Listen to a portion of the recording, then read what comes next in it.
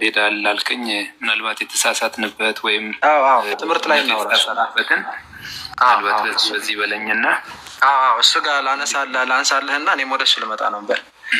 ለዛ የተጣደፍኩትም ያን ያህል እንትን ማለቱ እንትሰን ብዬ ለእንትና አመሰግናለሁ። በዚህ በጣም ጥሩ እንትን ያለህ ምናምን ደስ ይላል። እናውራ ትምህርት ላይ ሰው ለምሳሌ የሚድነው ምን አድርጎ ነው ብለህ ታምናለህ አንተ? ሰው ለመዳን ምን ጌታችን መድኃኒታችን ኢየሱስ ክርስቶስ ቤዛ ሆኖናል፣ ዓለምን አድኗል እንላለን። ስጋውን ቆርሶ ደሙን አፍስሶ ሞታችንን ሞቶልናል፣ ህይወቱን ሰጥቶናል። ኦኬ አሁን እያንዳንዱ ሰው ግን ለመዳን ምን ማድረግ አለበት ብለህ ታምናለህ? እንግዲህ ያኔ ልጅ እያለሁ ትዝ ይለኛል በኦርቶዶክስ ቤተክርስቲያን በነበሩ ጊዜ በጣም ህልም ያስቸግረኝ ነበረ። ብቻዬን መተኛት አልችልም። በጣም እሱን ሳይሆን መሰከራለኝ። አንዴ ቆይ እሱን አሁን ይሄ ልጅነት የምናምንን ህልም ማስቸገሩ ምን ማለቱ ምናምን እሱን ቆይተው እኔ እነሱ ነገሮች የሚገርም ተመሳሳይ ታሪክ ያላቸው ብዙ ሰዎች ላመጣም እችላለሁ። አጋጥሞኝ የሚያውቃል። ምንም ችግር የለውም። እሱ አሁን እሱ እንዳልኩ ቅድም መልካም የሆነ ወደ መልካም መንገድ የሚወስድ መንፈስ ነው ወይስ ደግሞ እርኩስ መንፈስ ነው የሚለየው በትምህርቱ ነው ብለናል እኮ።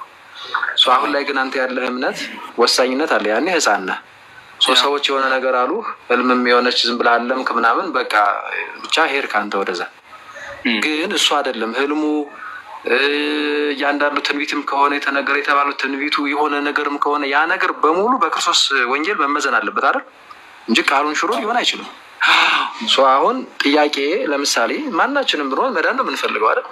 ጥያቄ ስለገባኝ ወደ ጥያቄው ለመዳን ግን ከወንጌል ጠቅሰናል የምትነግረኝ። ለመዳን እያንዳንዳችን ምንድነው ማድረግ ያለብን? ህልም ማለም እንደዚህ አትለኝም ማለት ከወንጌል ጠቅሰህ ለመዳን እንደዚህ መፈጸም አለብን ለባጭሩ ነገር ማለ ገባህ እንጂ እኔ ስለመዳን ያ ህፃንነቱን ተው። እኔ አሁን ይኸውልህ ህልም ምናምን የለም መጽሐፍ ቅዱስ ውስጥ። ለመዳን ሰው ምንድነው ማድረግ ያለበት? ለመዳን ሰው ማድረግ ያለበት መጽሐፍ ቅዱስ እንደሚናገር በልጁ በኢየሱስ ክርስቶስ የሚያምን የዘላለም ሕይወት እንዲኖረው እንጂ እንዳይጠፋ እግዚአብሔር አንድያ ልጁን እስኪሰጥ ድረስ ዓለሙን እንዲሁ ወዷል ይላል። ስለዚህ ዓለምን በወደደበት በፍቅሩ አንድያ ልጁን ኢየሱስ ክርስቶስን በማመን ወደሚገኝ የዘላለም ሕይወት ወደ መዳን መምጣት ይቻላል ማለት ነው። ስለዚህ ሰው በልቡ ቢያምን በአፉ ኢየሱስ ክርስቶስ ጌታ እንደሆነ ቢመሰክር ይድናል ይላል። ስለዚህ ከዚህ ውጪ ሌላ የለም። እሺ ጥሩ ነው። ስለዚህ አሁን እምነትን ጠቀስክልኝ፣ ከዛ በአፍ መመስከርም አልከኝ። እሺ ለመዳን እስኪ አሁን ለምሳሌ አንድ ሙስሊም ሰው ውሰድና ያ ሰው ለመዳን ማድረግ ያለበትን ነገር እስኪ 1 2 3 ብለህ ዘርዝረህ ንገረኝ። እንደዚህ አድርጎ እንደዚህ ነው ይድናል በቃ ማመን ብቻ ነው ወይስ ሌላ የሚፈጽመው ነገር አለ ለመዳን? አንድ ሙስሊም ለመዳን ከፈለገ በአዳም ኃጢአት ምክንያት ወደ ምድር ኃጢአት እንደገባ በማመን በዚህ ኃጢአት በፊተኛው አዳም ደግሞ ኃጢአት የሰራውን ኃጢአት ይቅር የሚባልለት በኋለኛው አዳም በክርስቶስ ኢየሱስ በኩል በማመን ኃጢአቱ ይቅር እንደሚባልለት እግዚአብሔር እንደሚቀበለው ዘርዝርልኝ። ወደሆነ አሁን በማመን ዘርዝርልኝ ኪሩ። በማመን ብቻ ነው ያ ሰው የሚድነው? ልክ ይህንን አሁን ያልከኝን ነገር አምኖ ማመን ያለበትን ነገር አምኖ በሙሉ ከዛ ልክ በማመን ብቻ ነው የሚድነው ወይስ ሌላ ለመዳን መፈጸም ያለበት ነገር አለ? ለመዳን የሚፈጽመው ምንም ነገር የለም፣ ይድናል። ከዛ ከዳነ በኋላ ደግሞ ክርስቶስ ኢየሱስ ለመዳኑ ሁሉን ነገር ተፈጸመ ብሎ ፈጽሟል። ሰው ከዳነ በኋላ ግን ወደ ጥፋቱ እንዳይመለስ፣ ወደ ጥፋት እንዳይመለስ፣ ወደ መጠጥ፣ ወደ ስካር እንዳይሄድ ዲሲፕሊን ይደረጋል ማለት ነው ቀስ ብሎ። ግን ለመዳን ምንም ያደረገው ነገር የለም ሰው። ስለዚህ ለመዳን እምነት ብቻ ነው የሚጠበቅበት? ማመን ብቻ? ማመን እመን ትድናለህ ነው፣ ሌላ ምንም ትርጉም የለውም። እሺ ለምሳሌ ጥምቀትስ? ጥምቀት የግድ መጠመቅ ግዴታ የለበትም። ምክንያቱም ከኢየሱስ ክርስቶስ ጋር የተሰቀለው ሰው ሳይጠመቅ ነው ዛሬ በገነት ከኔ ጋር ትሆናለህ የተባለው። ስለዚህ እኔ መጠመቅ የመዳን ምልክት ነው ብዬ አላስብም። ሰው እንደ ጌታ እንደተቀበለ ቢሞት ስለዚህ መጠመቅ ለምን ነው ታዲያ የምትጠመቀው? እስኪ ለምሳሌ እኔ ሞቱንና ትንሣኤውን ኢየሱስ ክርስቶስ እንደሞተልኝ እንደተነሳልኝ ለመመስከር ወይም ደግሞ ልክ ጌታ ራት ስንቀበል ደሙንና ስጋውን እንደምንቀበል ምሳሌ አድርገን እንደምንቀበል እንደዚሁ ሞቱና ትንሣኤውን ለማወቅ ስጋና ደሙ ላይ ምሳሌ ነው ያልከው። አንድም ቦታ እንደሱ የሚልልን በኋላ እናየዋለን። እስኪ ጥምቀት የምንጠመቀው ለምስክርነት ነው የሚል ማስረጃ ስጠኝ እስኪ። ጥምቀት የምንጠመቀው ለምስክርነት ነው አልከኝ አይደል? እስኪ ማስረጃ ስጠኝ። ለመዳን ሳይሆን ለምስክርነት ነው አልከኝ። አዎ መጽሐፍ ቅዱስ ላይ ሲናገር ጌታ ሲናገር ደቀ መዛሙርቱን ሂዱ ያስተማርኳቸውን እያስተማራቸዋቸው ደቀ መዛሙርቴ አድርጓቸው በአብ በወልድ በመንፈስ ቅዱስ እያጠመቋቸው አለ። ስለዚህ ካስተማሩ በኋላ ሰዎች ተምረው አውቀው የሚጠመቁበት አይነት ስርዓት እንጂ ህፃን ጨቅላ ህፃናት ላይ አይደለንም። ቆይ ህፃናት አይደለንም። የህፃናት ጥምቀት ራሱን ችሎ ነው ያለው። ሂሩ አሁን ጥያቄ እኔ ጥምቀት ለምስክርነት ነው እንጂ ለመዳን አይደለም የሚል ማስረጃ ስጠኝ ነው ያልኩ። ማቴዎስ ወንጌል ምዕራፍ 28 ቁጥር 19 ያለውን የጠቀስከው ይመስለኛል አይደል? እዚህ ቦታ ላይ ለምስክርነት ነው የምታጠምቋቸው ይላል እንዴ? የት አለ ለምስክርነት ነው የሚለው? ይኸው እዚህ ጋር ከፍቼልሃለሁ። እንግዲህ ሄዱና አሕዛብን ሁሉ በአብ በወልድ በመንፈስ ቅዱስም ያጠመቃችኋቸው ያዘዝኳቸውን ሙሉ እንዲጠብቁ እያስተማራችኋቸው። ከማስተማርና ከማጥመቅ እዚህ ጋር በጌታ ንግግር ማን የቀደመው? ማጥመቅ።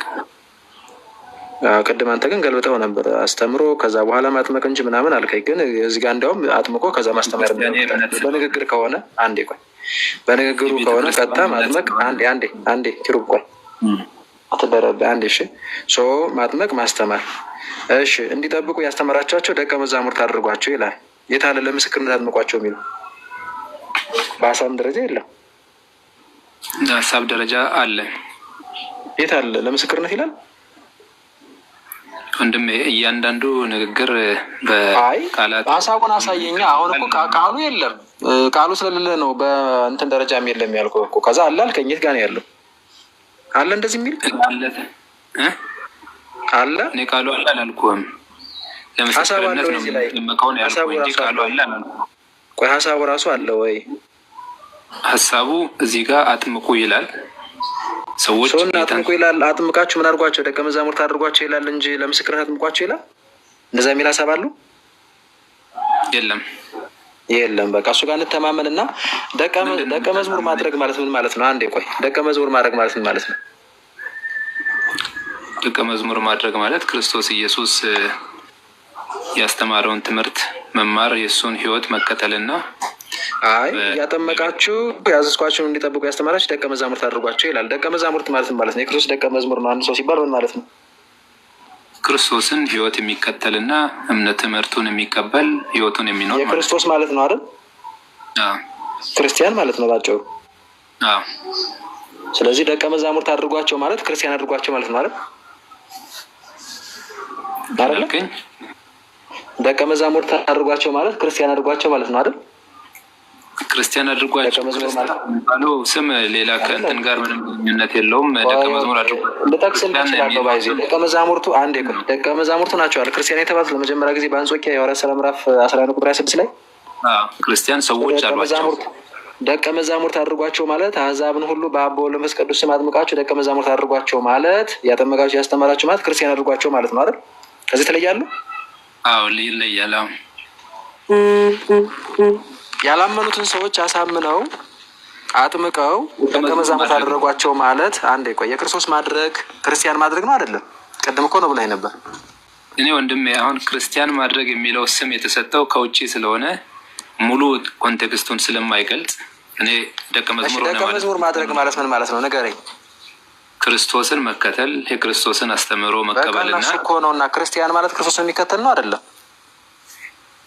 እኔ እሱን ዲፋይን ላደርግልህ አልችልም። ሰዎች ክርስቲያን ስላሏቸው በምን ምክንያት እንዳሏቸው አላውቅም። እሺ ለመጀመሪያ ጊዜ ደቀ መዛሙርቱ ናቸው ክርስቲያን የተባሉ አይደለም? ናቸው፣ ግን ሰዎች ናቸው። ስለዚህ ደቀ መዛሙርት ማለት ክርስቲያን ማለት ነው አይደለም? አልልም፣ እንደዛ እርግጠኛ አይደለሁም። የክርስቶስ ደቀ መዝሙር ማለት የክርስቶስ ተከታይ ነው አልከኝ አይደል? ክርስቲያን ግን መጽሐፍ ቅዱስ አይደለም የሰጣቸው ስሙን፣ ሰዎች ናቸው ያሏቸው። ስለዚህ አንተ ክርስቲያን አይደለህም? እኔ ሰዎች ክርስቲያን ይሉኛል። አንተ ክርስቲያን አይደለህም ወይ? ቆይ እኔ ደቀ መዝሙር ነኝ፣ የጌታ ደቀ መዝሙር። ክርስቲያን አይደለህም? ፕሮቴስታንት እና ደግሞ ደቀ መዝሙር እንጂ ክርስቲያን አትባልም ልትለኝ ትችላለህ። እኔ ግን ራሴን እንደዛ አልልም። ክርስቲያን ነኝ አትልም? ያንተ ደግሞ የተለየ ሆነ። እሺ ለማንኛውም የክርስቶስ ተከታይ ማለት ነው አይደለ? ችግር የለም።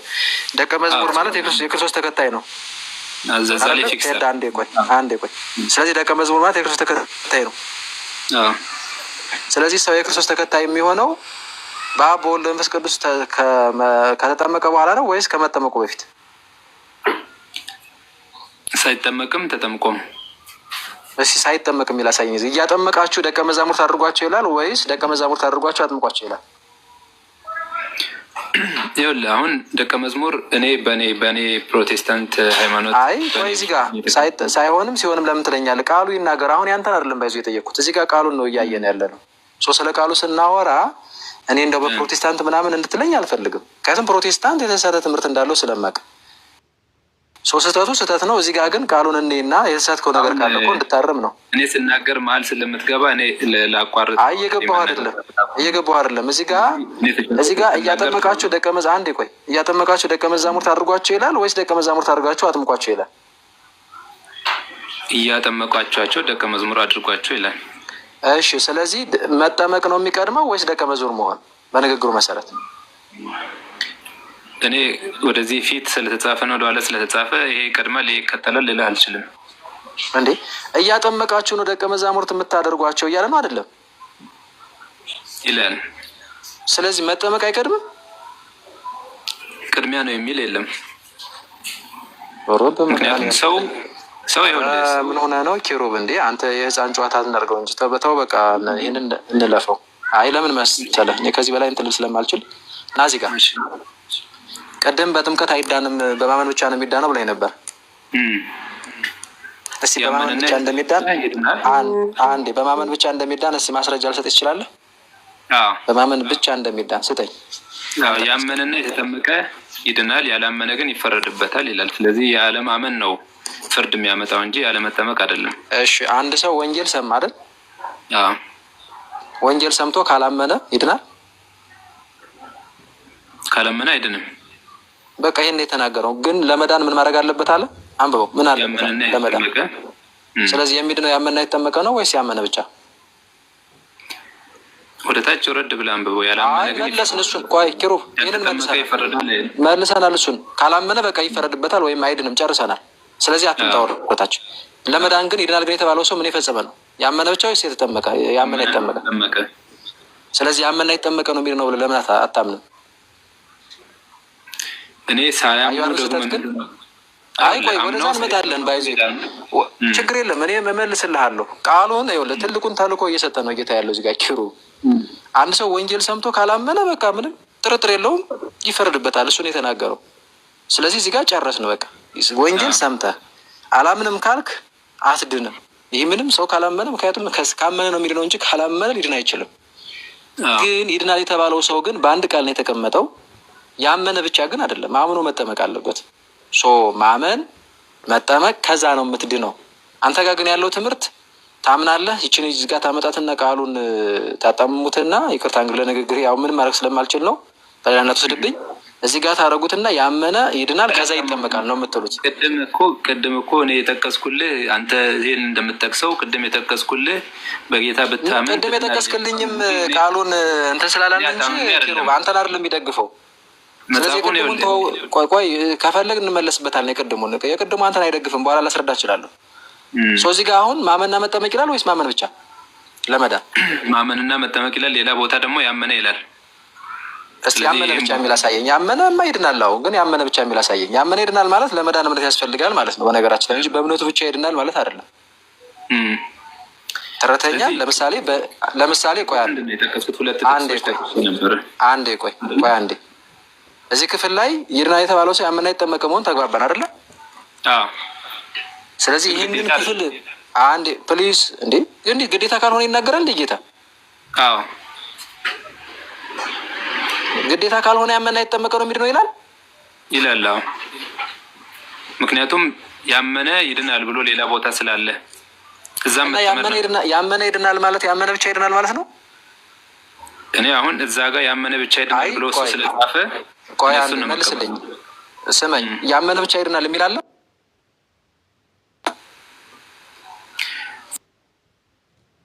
ያመነ በልጁ በኢየሱስ ክርስቶስ ብታምን የዘላለም ሕይወት ታገኛለህ ብሎ ስለሚል እኔ ብትጠመቅ የሚል እዛ ጋር ስለሌለ ወንድም አለም ይሄ እውነት ነው። በልጁ በኢየሱስ ክርስቶስ የሚያምን ሰው ይድናል ማለት ግን በእምነቱ ብቻ ይድናል ማለት ነው ወይ? ጥምቀቱን ጨምርበት ከዛ በኋላ ደግሞ ማለት ነው። ለምን እጨምርበታለሁ? መልስልኝ አንተ። አንተ እኮ ያመነ ብቻ ይድናል ያልከው፣ በእምነት ሰው በእምነት ይድናል ያለ መጽሐፉ አልከኝ እኮ ቅድም። እኔ ብቻ አላልኩም፣ ያመነም ይድናል ነው ያልኩት። አንዴ እሺ፣ ሰው በእምነት ብቻ ነው የሚድነው ብለኛል አላልከኝም? ያመነም ይድናል፣ ያመነና የተጠመቀም ይድናል። ያመነማ ይድናል። አዎ፣ ግን በእምነቱ ያመነ ይድናል ማለት በእምነቱ ብቻ ይድናል ማለት አይደለም። ኪሩብ ስማኝ በደንብ እሺ። ያመነ ይድናል ማለት ለመዳን ማመን ያስፈልጋል ማለት ነው እንጂ በእምነቱ ብቻ ይድናል ማለት አይደለም። ተረተኛ? እሺ፣ ጥምቀት ለምሳሌ እንደዚህ ብዬ ለምሳሌ ሁለት አረፍተ ነገር እንደዚህ ላስቀምጥልህ። አንዴ እንደዚህ አይነት ምሳሌ ልስጥህ። ሰው በምግብ ይኖራል ብልና ሰው በምግብ ብቻ ይኖራል ብል ልዩነት አለው የለውም? አለው። አዩ በምግብ ብቻ ካልክ ሌላ ምንም ነገር የለም፣ ምግብ ብቻ እና ብቻ እያልክ ነው አይደለ? በምግብ ይኖራል ካልክ ስማኛ አንዴ ኪሩ ፕሊስ። ለምሳሌ እየተረዳህ እንትን እየተደረግክብኝ እኔ ታስረዳህ። እኔ ይኸውልህ ሰው በምግብ ብቻ ይኖራል እና ሰው በምግብ ይኖራል። አሁን አንተ ሰው በምግብ ይኖራል ስትባል ምንድን ነው እየተረዳህ ያለው? ሰው በምግብ ብቻ ነው የሚኖረው እያልክ ነው አይልም? እንደዛ እኔ ብቻ አላልኩም። እንደ ምሳሌ ነው የምልህ። እኔ ብቻ አላልኩም። ስማኛ አንዴ እሺ፣ ቆይ አንዴ ስማኝ ፕሊስ። ሰው በእምነት የዘላለም ሕይወት እንደሚያገኝ ተጽፏል አይደለም? በቃ አለቀ። ሰው ግን በእምነት የዘላለም ሕይወት እንደሚያገኝ ተጽፏል ሲባል አንተ እየተረዳህ ያለው በእምነት ብቻ ነው የሚያገኘው እያልክ ነው የምልህ እንጂ ቅድም እኮ ሰው የሚድነው በእምነት ብቻ ነው እኮ ብለኸኛል። አላልኩም። ሰው ሲያምን ይድናል፣ አምኖ ቢጠመቅም ይድናል። ምንም ሲያምን ይድናል ማለት ሌላ ነገር ሳያስፈልገው ካልከኝ በእምነት ብቻ ይድናል እያልከኝ ነው እያልኩ። አንተ ነህ ብቻ እያልክ ያለኸው እኔ አይደለሁም። ሀሳቡ እኮ ልብ ውስጥ ያለው ሀሳብ እኮ እሱ ቅድም ደግሞ ነግረኸኛል። ይኸውልህ እኔ ሁለት ጥቅሶች ነግሬሃለሁ። ሰው በልቡ ቢያምንና በአፉ ቢመሰክር ይድናል ብሎ እግዚአብሔር ከተገለጠ ከተቀመጠልኝ እዛ ጋር ፊክስ አደርጋለሁ። ከዛ ሌላ ቦታም ደግሞ ሁለቱን አስታርቅልኝ አንዴ፣ ሁለቱን አስታርቅልኝ።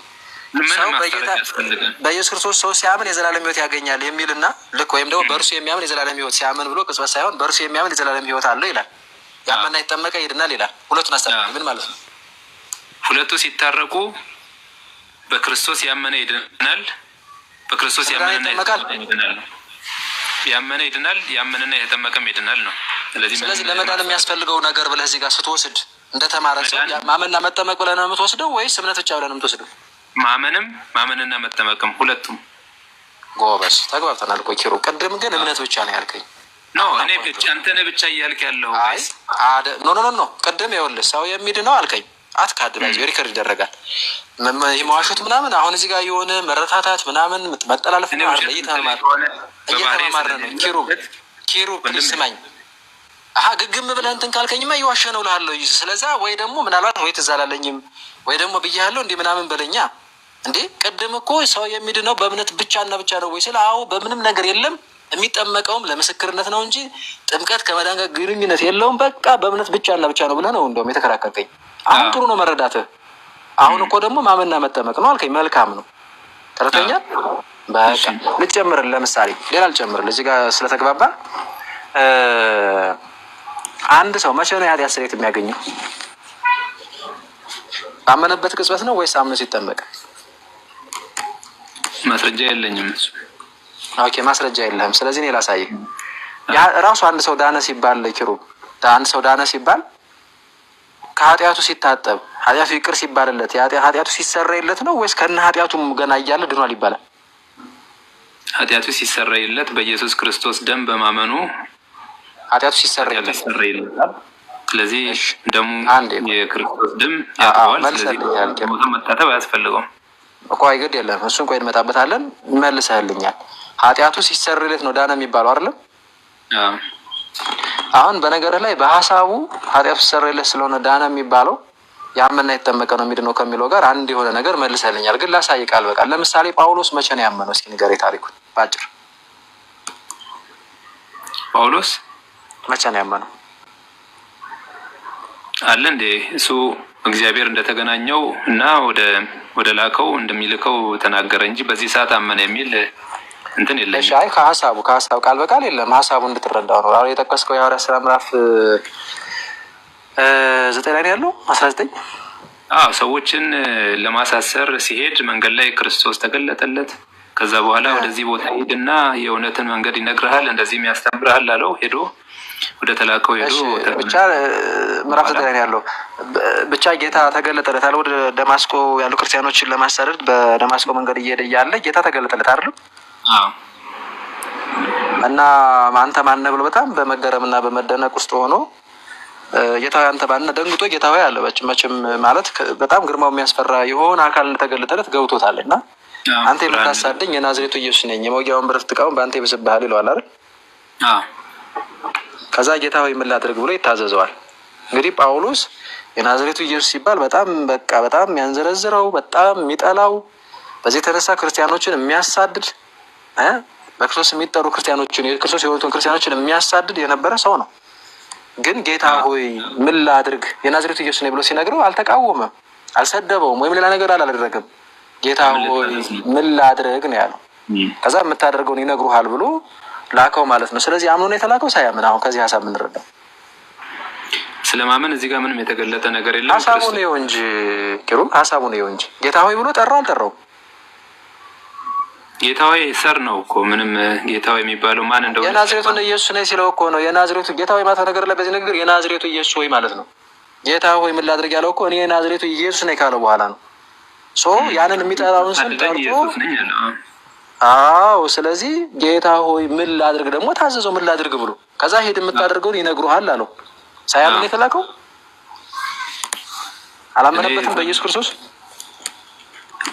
ተላከ። ኦልሬዲ እዛ ጋር እሱ ማመን አለማመኑን ወይም ደግሞ መቼ ነው ያመነው ንገረኝ። እንደዛ ከሆነ መቼ ነው ያመነው?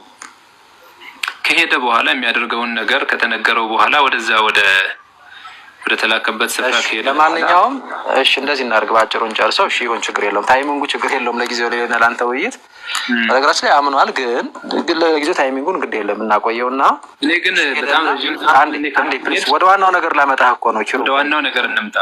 ላመጣህ ነው። ቆይ ልዩነታችን ምን እንደሆነ ሳይገባ ነው።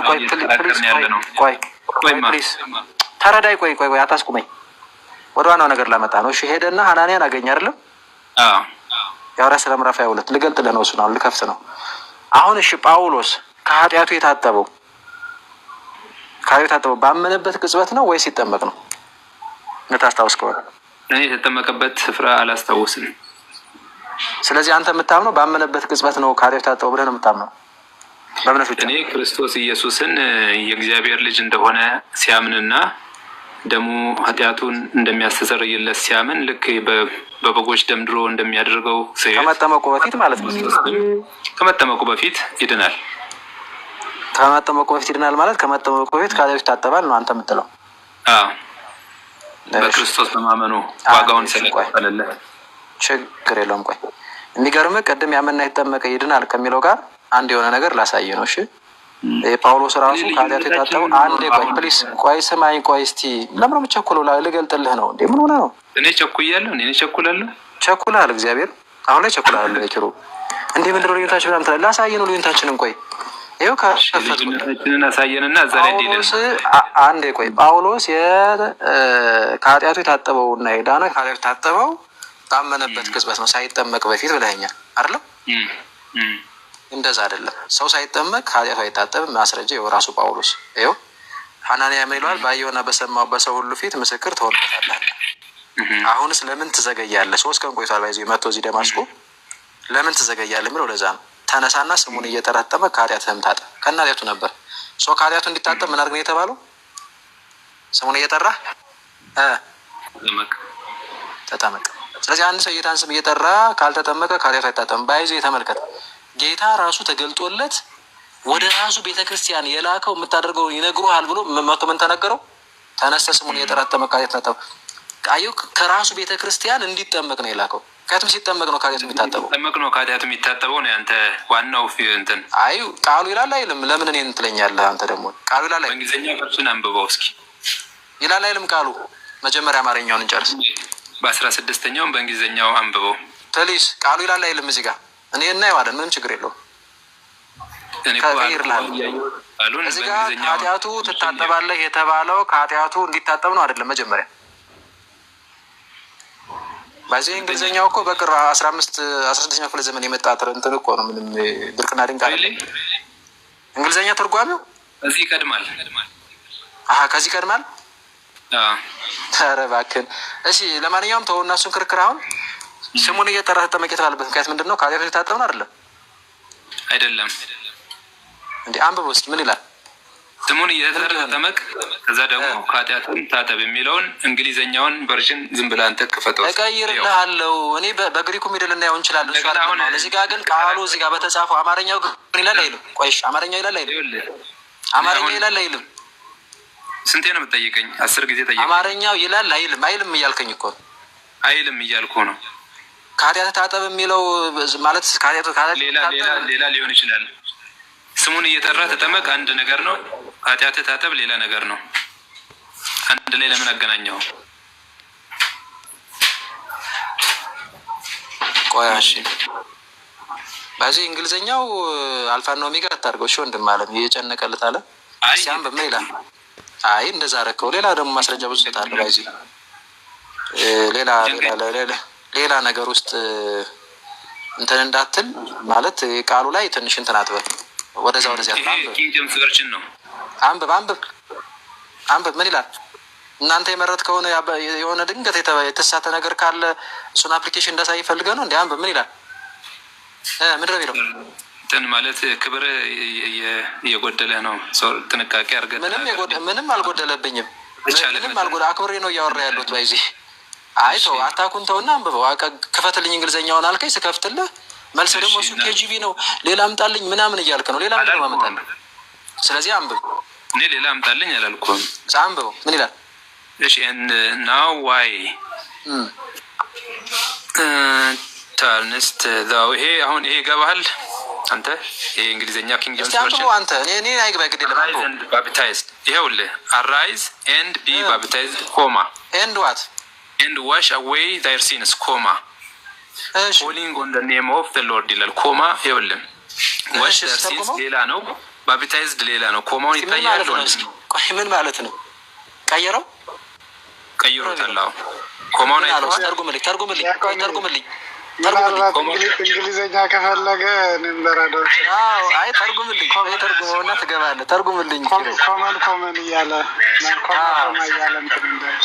ተርጉመው ምን ይላል? እኔ እርዳታ አልፈልግም። የቋንቋ መምህር ነኝ። ማስታወቂያ ላይ ማይተህ ከሆነ አይቤክስ ስኩል ኦፍ ላንጉዌጅ ችግር የለም። ኧረ ችግር የለም። ስለዚህ ተርጉመው ምን ይላል? ተርጉመው። እሺ ምንድነው የሚለው መሰለህ? and now why that thou arise and be baptized and be baptized ሲንስ ይላል። ተነሳና ስሙን እየጠረጠመቅ ስሙ ወደሚለው ነው ወደዚያ መጣው። ተነስና ተጠመቅ ከኃጢአትህም ታጠብ አይለውም? ያውም እንግሊዘኛው እንደዚህ ነው የሚለው። እኔ ልተርጉመው። ስሙን እየጠራ መጠመቅ እንዳለበት ደግሞ ከታች ይናገራል። ወንድም እኔ ልተርጉመው። ሀሳቡ ተቀይሯል። አዎ ተርጉመው and be baptized comma and wash away their sins comma calling on the name of the Lord ይላል። ስለዚህ baptized እና wash your sins የሚለው አንድ ላይ አይደለም ወንድሜ። ግልጽ ነው። በቃ በዚህ ላይ አንድ ላይ ኮማ ስላለ በዚህ ልታመልጥ ነው። እንዲያረ ተርጉመው ሙሉ ሀሳቡን ተርጉምልኝ። ምን ማለት ነው? ተጠመቅ ቋንቋ መምህር ምን እንዲሆን ነው የሚጠመቀው? ኃጢአትህ ታጠብ እንደገና የእግዚአብሔርን ስም እየጠራ ይላል። አለቀ። እሺ ልክ ሲጠመቅ አይደለም ከኃጢአት መታጠብ የሚመጣው ስሙ አይደለም። አንድ ላይ አይገልጽም። ኮማ ነው ያለው። ፖሊንግ ይኸውልህ እንደዚህ ነው የሚለው። እባክህ የተለየ ነገር አይደለም የመጣው እዚህ ጋር። እኔ እንደ ይቅርታ አድርግልኝና የቋንቋ እንትን ነኝ ምናምን ግን እኔ ይሄ ያስተቻል። ይሄ በጣም ቀላል ነው። ለምን ኮማን እኮ ካላወቀው ቋንቋ መማር ኧረ እባክህን እንዴ ምን ሆነ ነው? ኮማን ካላወቀው ይለኛል እንዴ? ሲጀመር ይኸውልህ ኮማን ብትሆን ኤንድ ይላል እኮ እዚህ ጋር አያያዥ ነች ኤንድ አይደለም እንዴ? ስለዚህ በእንግሊዘኛው ለእኔ ትርጉም ሰጥቶኛል። ስለዚህ ለአንተ ትርጉም ካልሰጠህ ተው። ምንድነው ትርጉም ያልሰጠው? ሀሳቡ ምንድነው እዚህ ጋር? አሁን እስኪ ኤንድ አለች ተርጉመው በአማርኛ ሙሉውን ፍታው እስኪ። ምንድነው የሚለው? ሙሉውን በአማርኛ ፍታው። ምን ይላል? ቆይ ኮማ መጠቀሙ በእያንዳንዱ አረፍተ ነገር ኮማ እኮ መጠቀም ማለት እኮ ሀሳቡን ጨረሰ ማለት አይደለም አይደል? አረፍተ ነገር ከአረፍተ ነገር ለጊዜው ይለያያቸዋል እንጂ ሙሉውን ፍታው። ነገሮች የሚጠናቀቁት በፉል ስቶፕ ነው። ይኸውልህ ባጭሩ እኔ ለማለት የፈለግኩት ተጠመቅ አንድ ይኸውልህ ተነስ። አይ ሙሉውን እንጂ ይኸውልህ ከመጀመሪያ ጀምሮ እሺ ይኸውልህ እንደዚህ እናድርግ። ቆይ ምንድነው? ቆይ አንዴ ቆይ ቅድም የነበረው ለምን ትዘገያለህ ይልና ተነሳና ስሙን እየጠራ ተጠመቅ ከኃጢአትህም ታጠብ የሚል ነበር አይደል የተረጎመው? አሁን ደግሞ እዚህ ጋር ያለውን ተርጉምልኝ። እንደዚህ አድርግ ምን ማለት ነው? እስኪ አንዴ ተርጉምልኝ። እነሆ አሁንም ተነስ፣ ተጠመቅ፣ ከኃጢአትህም ታጠብ፣ የክርስቶስ ኢየሱስ ስም እየጠራህ ይላል። በቃ ስለዚህ አሁን አንተ ምን አልከኝ? እነሆ ተነስ፣ ተጠመቅ፣ ከኃጢአትህም ታጠብ። ከኃጢአት መታጠብ የሚመጣው ከመጠመቅ በኋላ ነው በፊት ነው? እኔ በፊትና በኋላ ማድረጉ ምንም ተጠመቅ፣ ከዛ እኮ ይኸውልህ ተጠመቅ አልከኝና ከኃጢአትህም ታጠብ አልከኝ አይደለም? ያ ማለት በነገርህ ላይ እና ነች። ተጠመቅ ከኃጢአትህም ታጠብ፣ ተጠመቅና ከኃጢአት ታጠብ ማለት ነው። እና ኢቭን ኤንድ አይደል የሚለው ተጠመቅና ከኃጢአት ታጠብ። አሁን እዚህ ጋር ኤንድ ብሎ ያመጣዋል።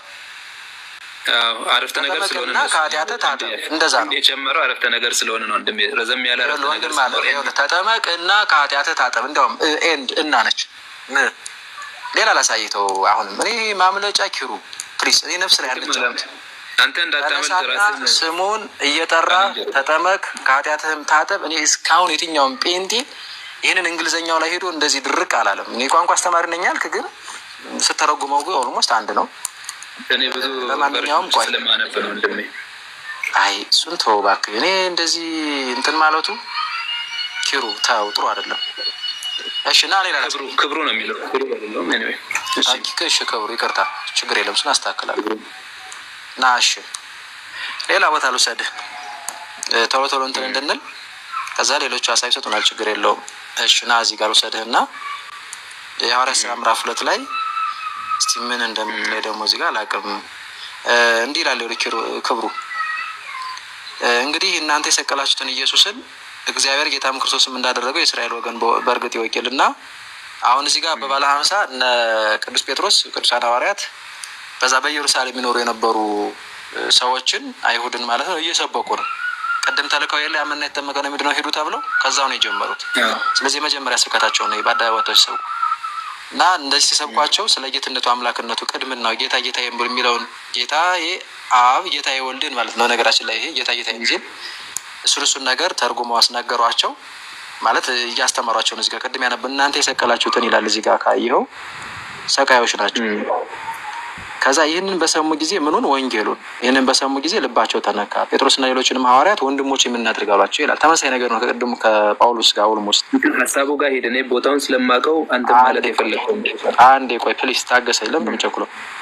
አልቸኩልም። ከዛ በእርግጠኝነት አሁን አውቀዋለሁ አልከኝ እንጂ እዚህ ጋር አሁን እንትኖችም ስናነሳ ደግሞ መልሰን እንዲሉ ልታይ ትችላለህ። ስለዚህ እንረጋጋና ከስር ያሉት ስለሚከታተሉን ከዛ ጴጥሮስም ንስሐ ግቡ ኃጢአታችሁ የሚሰረይ ዘንድ እያንዳንዳችሁ በኢየሱስ ክርስቶስም ተጠመቁ የመንፈስ ቅዱስም ስጦታ ትቀበላላችሁ አላቸው። እሺ አሁን እዚህ ጋር የምትመልስልኝ ነገር ኃጢአታቸው እንዲሰረይ ምን አድርጉ ነው የተባሉ? ኃጢአታችሁ ይሰረይ ዘንድ ምን አድርጉ ነው የተባሉ? በኢየሱስ ክርስቶስም ተጠመቁ። እነዚህ ሰዎች ከመጠመቃቸው በፊት አምኗል አላመኑ? አሁን እኮ ጴጥሮስ ገና ንስሐ ግቡ እያለ ነው። አምኗል አላመኑም? አንድ ሰው ሳያምን ተጠመቅ ትለዋለህ እንዴ? ይሉታል እንዴ? ንስሐ ይገባል። እሺ እዚህ ጋር ልባቸው ተነካ ይላል። እዚህ ጋር ልባለ ይኸውልህ፣ እኔም ለዛ ነው ቅድም ተረድቻለሁ ስትለኝ ቃሉን ሲሰሙ ልባቸው ተነካ ይላል አይደለ? ይሄን በሰሙ ጊዜ ብለው ቃሉን ነው። እሺ ስለዚህ ልባቸው ተነካና ጴጥሮስና ሌሎችንም ሐዋርያት ወንድሞች ሆይ ምን እናድርግ ያሏቸው። እንግዲህ ልባቸው ተነክቷል። ሐዋርያትን ጌታን የሰቀሉ ሰዎች ሲሆኑ ግን ሐዋርያት ግን ወንድሞች ሆይ ብለው ጠርተው ምን እናድርግ ብለው ታዘዟቸው። አማናቸውን ያሳያል። ምን ያሳያል? ልባቸው መነካት የልባቸው መነካትና ያሳያል። ማመናቸውን ያሳያል። ስላመኑ ነው ንስሐ ገብተው መነካት ማመን አይደለም ወንድሜ፣ ማመናቸውን ያሳያል ተባልን እኮ። አያሳይም። ልብ መነካት ማለት ማመን ማለት አይደለም። እሺ ሳያምኑ ነው ንስሐ ግቡ ያሏቸው? ንስሐ ግቡ ማለት እኮ ለእምነት እኮ ነው የሚባለው። ስለዚህ እነዚህ ሰዎች ሳያምኑ ተጠመቁ የተባሉ ንስሐ ገብተው እንዲጠመቃሉ። ንስሐ ሳያምኑ ነው ወይ ተጠመቁ የተባሉት? ንስሐ ገብተው ንስሐ መግባት ማለት እኮ ነው ማመን ማለት። ማመን ማለት ንስሐ መግባት ነው እንጂ አምኖ አይደለም ሰው ንስሐ የሚገባው። ንስሐ ማለት እኔ ኃጢአተኛ ነኝ፣ ክርስቶስ ለእኔ ኃጢአት ሞተዋል። ስለዚህ አንድ ሰው እኔ ኃጢአተኛ ነኝ ብሎ ኃጢአቱን ኮንፌስ ማድረግ የሚችለው ያመነ ሰው ነው ያላመነ ሰው ነው? ያላመነ ሰው ነው። ሳያምን እንዴት ነው እኔ ኃጢአተኛ ነኝ ማለት የሚችለው? ምን አምኖ? እምነት ማለት አንደርስታንዲንግ ብለህ ነው እንደምታስበው? አንደርስታንዲንግ ሳይሆን በክርስቶስ ማመን እኮ ነው። እሺ ችግር የለም። ስለዚህ ግድ የለም ይሄንን ልለፍህና ክብሩ ወደ ትልቁ ነገር እንድንመጣ። እሺ ንስሐ ግቡ ሲባሉ እዚህ ጋር አምነዋል ነው የምትለኝ አንተ። ከዛ ግን ኃጢአታቸው እንዲሰረይ ግን ምን አድርጎ ነው የተባሉ? ኃጢአታቸው ይሰረይ ዘንድ ምን አድርጎ ነው የተባሉ? በኢየሱስ ስም ተጠመቁ። በኢየሱስ ክርስቶስ ስም ተጠመቁ አይደል? ስለዚህ አንድ ሰው የኃጢአት ስርየት እንዲያገኝ በኢየሱስ ክርስቶስ መጠመቅ አለበት የለበትም? ግድ ነው ይጠመቃል እንጂ ባመነበት ቅጽበት አይሆንም። አምኖ መጠመቅ እዛ ሲጠመቅ ነው ኃጢአት የሚታጠበው የኃጢአት ስርየት የሚያገኘው። ምን አልከኝ? ቃሉ መሰረት ያምንና ሲጠመቅ ነው አይደል የኃጢአት ስርየት የሚያገኘው ወይም ከኃጢአቱ የሚታጠበው። ይሄ እኮ ኮምፕሊትሊ በኢየሱስ ማመንና በስሙ መጠመቅ አንድ ላይ ኢየሱስ ክርስቶስን የኔ አዳኝ ነው የኔ ጌታ ነው ወንድም እንደሱ አይደለም። ቆይ ቀደም ምን አልከኝ መሰለኝ ክብሩ እንዲገባን ልዩነቱ። አንድ ሰው ካመነ አልከኝ ቅድም ካመነ የኃጢአት ስርየት ያገኛል ወዲያውኑ፣ ከዛ ነው የሚጠመቀው የሚል ሀሳብ ነው ቅድም እንግዲህ የተረዳው። ስለዚህ የሚጠመቀው ስለዳነ የሚጠመቀው የኃጢአት ስርየት ስላገኘ ነው እንጂ የኃጢአት ስርየት ለማግኘት አይደለም፣ ወይም ኃጢአቱ ይሰረይልህ ዘንድ አይደለም የሚል ነበር አቋም። እዚህ መጠን ስናየው ግን እነዚህ ሰዎች አምነዋል። ንስሐ ግቡ የተባሉት አምነው ነው አልከኝ። እሺ ከዛ ግን ንስሐ ግቡ ከዛ ኃጢአታችሁ አምነው ነው አንተ ነው ያልከው። ሰዎቹ አንደርስታንድ አድርገዋል አምነው አይደለም አልኩ። አንተ ነህ እሺ ሳያምኑ ተጠመቁ የተባሉት ሳያምኑ ተጠመቁ የተባሉት ይኸውልህ ወደ ላይ 27 ላይ ተጠመቁ ተብለዋል ወይ? ክብሩ ተጠመቁ የተባሉት ሳያምኑ ነው። በጣም ትልቅ ጋፕ ነው ያለብን የአንደርስታንዲንግ ጋፕ። ስለዚህ ፕሊዝ ዝም ብለህ መልስልኝ። ጋፑን ተወው። ሳያምኑ ነው ወይ ተጠመቁ የተባሉ? አምነው ነው የሚጠመቁት። በቃ ስለዚህ እነዚህ ሰዎች ተጠመቁ ከመባላቸው በፊት አምነዋል አይደል?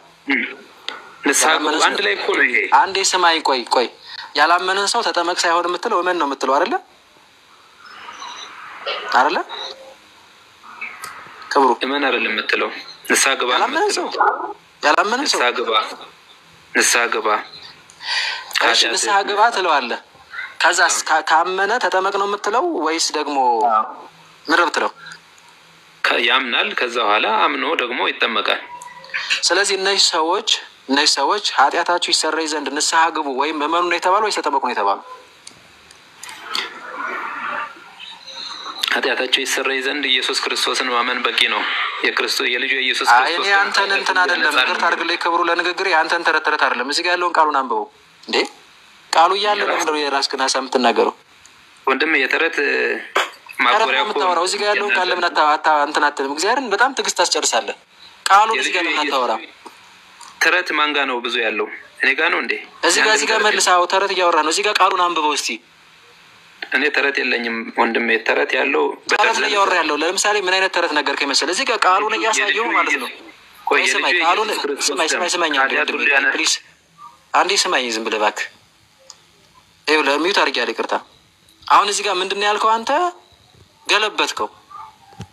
በቃ ሰው የኃጢአት ስርየት እንዲያገኝ ዝም ብለህ በኢየሱስ ክርስቶስ ዝም ብለህ ያምናል እንደዚህ እንደ አንዴ እንትን አለ ቀጥል አንዴ እኔ የሆነ ነገር ላሳያቸው። አይ ቲንክ እሺ ቀጥል።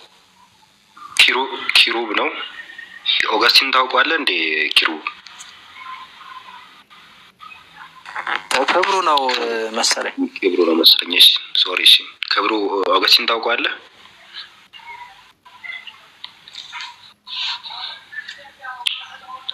ክብሩ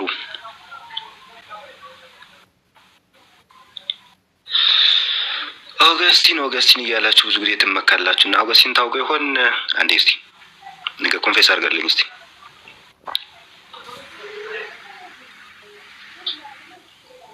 እሺ ችግር የለውም በቃ እንትን ልበለው።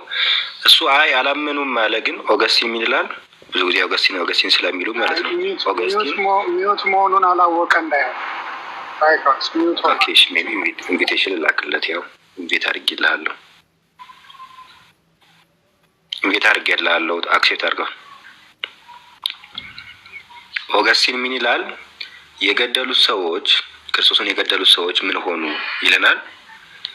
ያው ከገያታ ሕማም በኋላ ትንሣኤውን እንደዚህ ብለው መሰከሩትና እነዚያ በቁጣ የገደሉት ተለውጠው ምን ሆኑ አለ? አመኑ ይላል።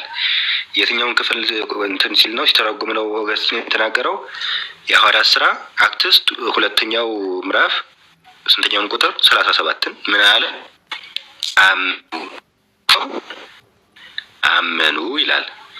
አያምኑም ብለህ አንተ ብቻ ነው የምትሞግተው ብራዘር። ምንም ማስረጃ የለውም። አላመኑም የሚል ማስረጃም የለህም። አሁን ሚውት ክፍት ሜቢ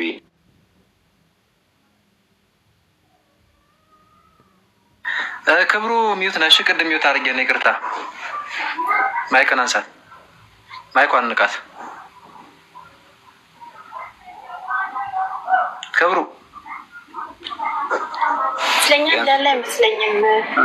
መጣ አለ መጥቷል። ቀጥሉ ቀጥሉ። ኦኬ እኔ ስለ ኦገስት ጠይቄ ነበር እንዴ? አይ እንደዛ ጠይቀሃል ሳይሆን እስቲ አለህ ኔትወርክ ይዞት ነው መሰል። ቆይ አንዴ ክብሩ፣ ቆይ አንዴ አለሁኝ። አይ አንተማ አለህ። ቆይ ያ ወንድማችን የለም አለ ከጽልመት ወደ እውነት። ለማንኛውም ይኸውልህ እሱን ያመጣው ማለት ብዙ ጊዜ በእርግጥ አይኖ እናውቀዋለን። ፕሮቴስታንት ጋር ማንም ሰው ብድግ ብሎ ዝም ብሎ ግምቱን ያምናል። ምንም ችግር የለውም የመሰለውን እና እንዳንተ የፈታ ሰው ስለሌለ ነው።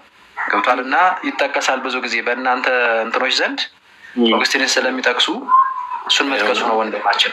ለማንኛውም ችግር የለውም። እንዲናርገው ይኸውልህ ኮድን ሆነና እንማማር። አሁን የምንቀጥል ጥሩ ነው። ኃጢአታችሁ ይሰረይ ዘንድ ግን ምን አድርጎ ነው የተባሉ? በኢየሱስ ክርስቶስ ተጠመቁ ይላል ወይስ እመኑ ነው የሚለው? በኢየሱስ እመኑ ነው። የልጁ የኢየሱስ ክርስቶስ ደም ከኃጢአት ሁሉ ያነጻል አይደለም? ከላይ አምነዋል ንስሐ ግቡ ባለቱ እመኑ ነው አልከኝ እኮ ቅድም አይደል? ክብሩ አይደል? አንተ እንኳን ባልከው ብንሄድ እኮ ንስሐ ግቡ ማለት እመኑ ተብለዋል። በቃ ማለት ነው አይደለ? እመኑ እየተባሉ ነው እንጂ ላይ ወደ ላይ ከፍ እመኑ ተብለዋል አልከኝ። እሱም ራሱ አያስኬድም። ግን ከዛ በኋላ ቀጥሎ ምን አድርጎ የተባለው? ኃጢአታችሁ ይሰረይ ዘንድ መጽሐፍ ቅዱስን አንብበው ምን ነው የሚለው? ተጠመቁ። አዎ። ስለዚህ የሚጠመቁት ምን ይሆን ዘንድ ነው? የሞቱና ትንሣኤውን እንዲመሰክሩ እንዴ እዚህ ጋር ከጠቀስነው አንጻር እንጂ ዛም እንሄዳለን። ሮሜ 6 ላይ እኔን ግድ እንትን አትበለኝ። አንተ የራስን እምነት ተናገር። እኔ ቃሉን ማንበብ ትፈራለህ? ክብሩ ቃሉን ለምን አጨርሰውም? እዚህ ጋር መተን እዛ ማሮት ሄዳለህ። እኔ አልሄድኩም የትም።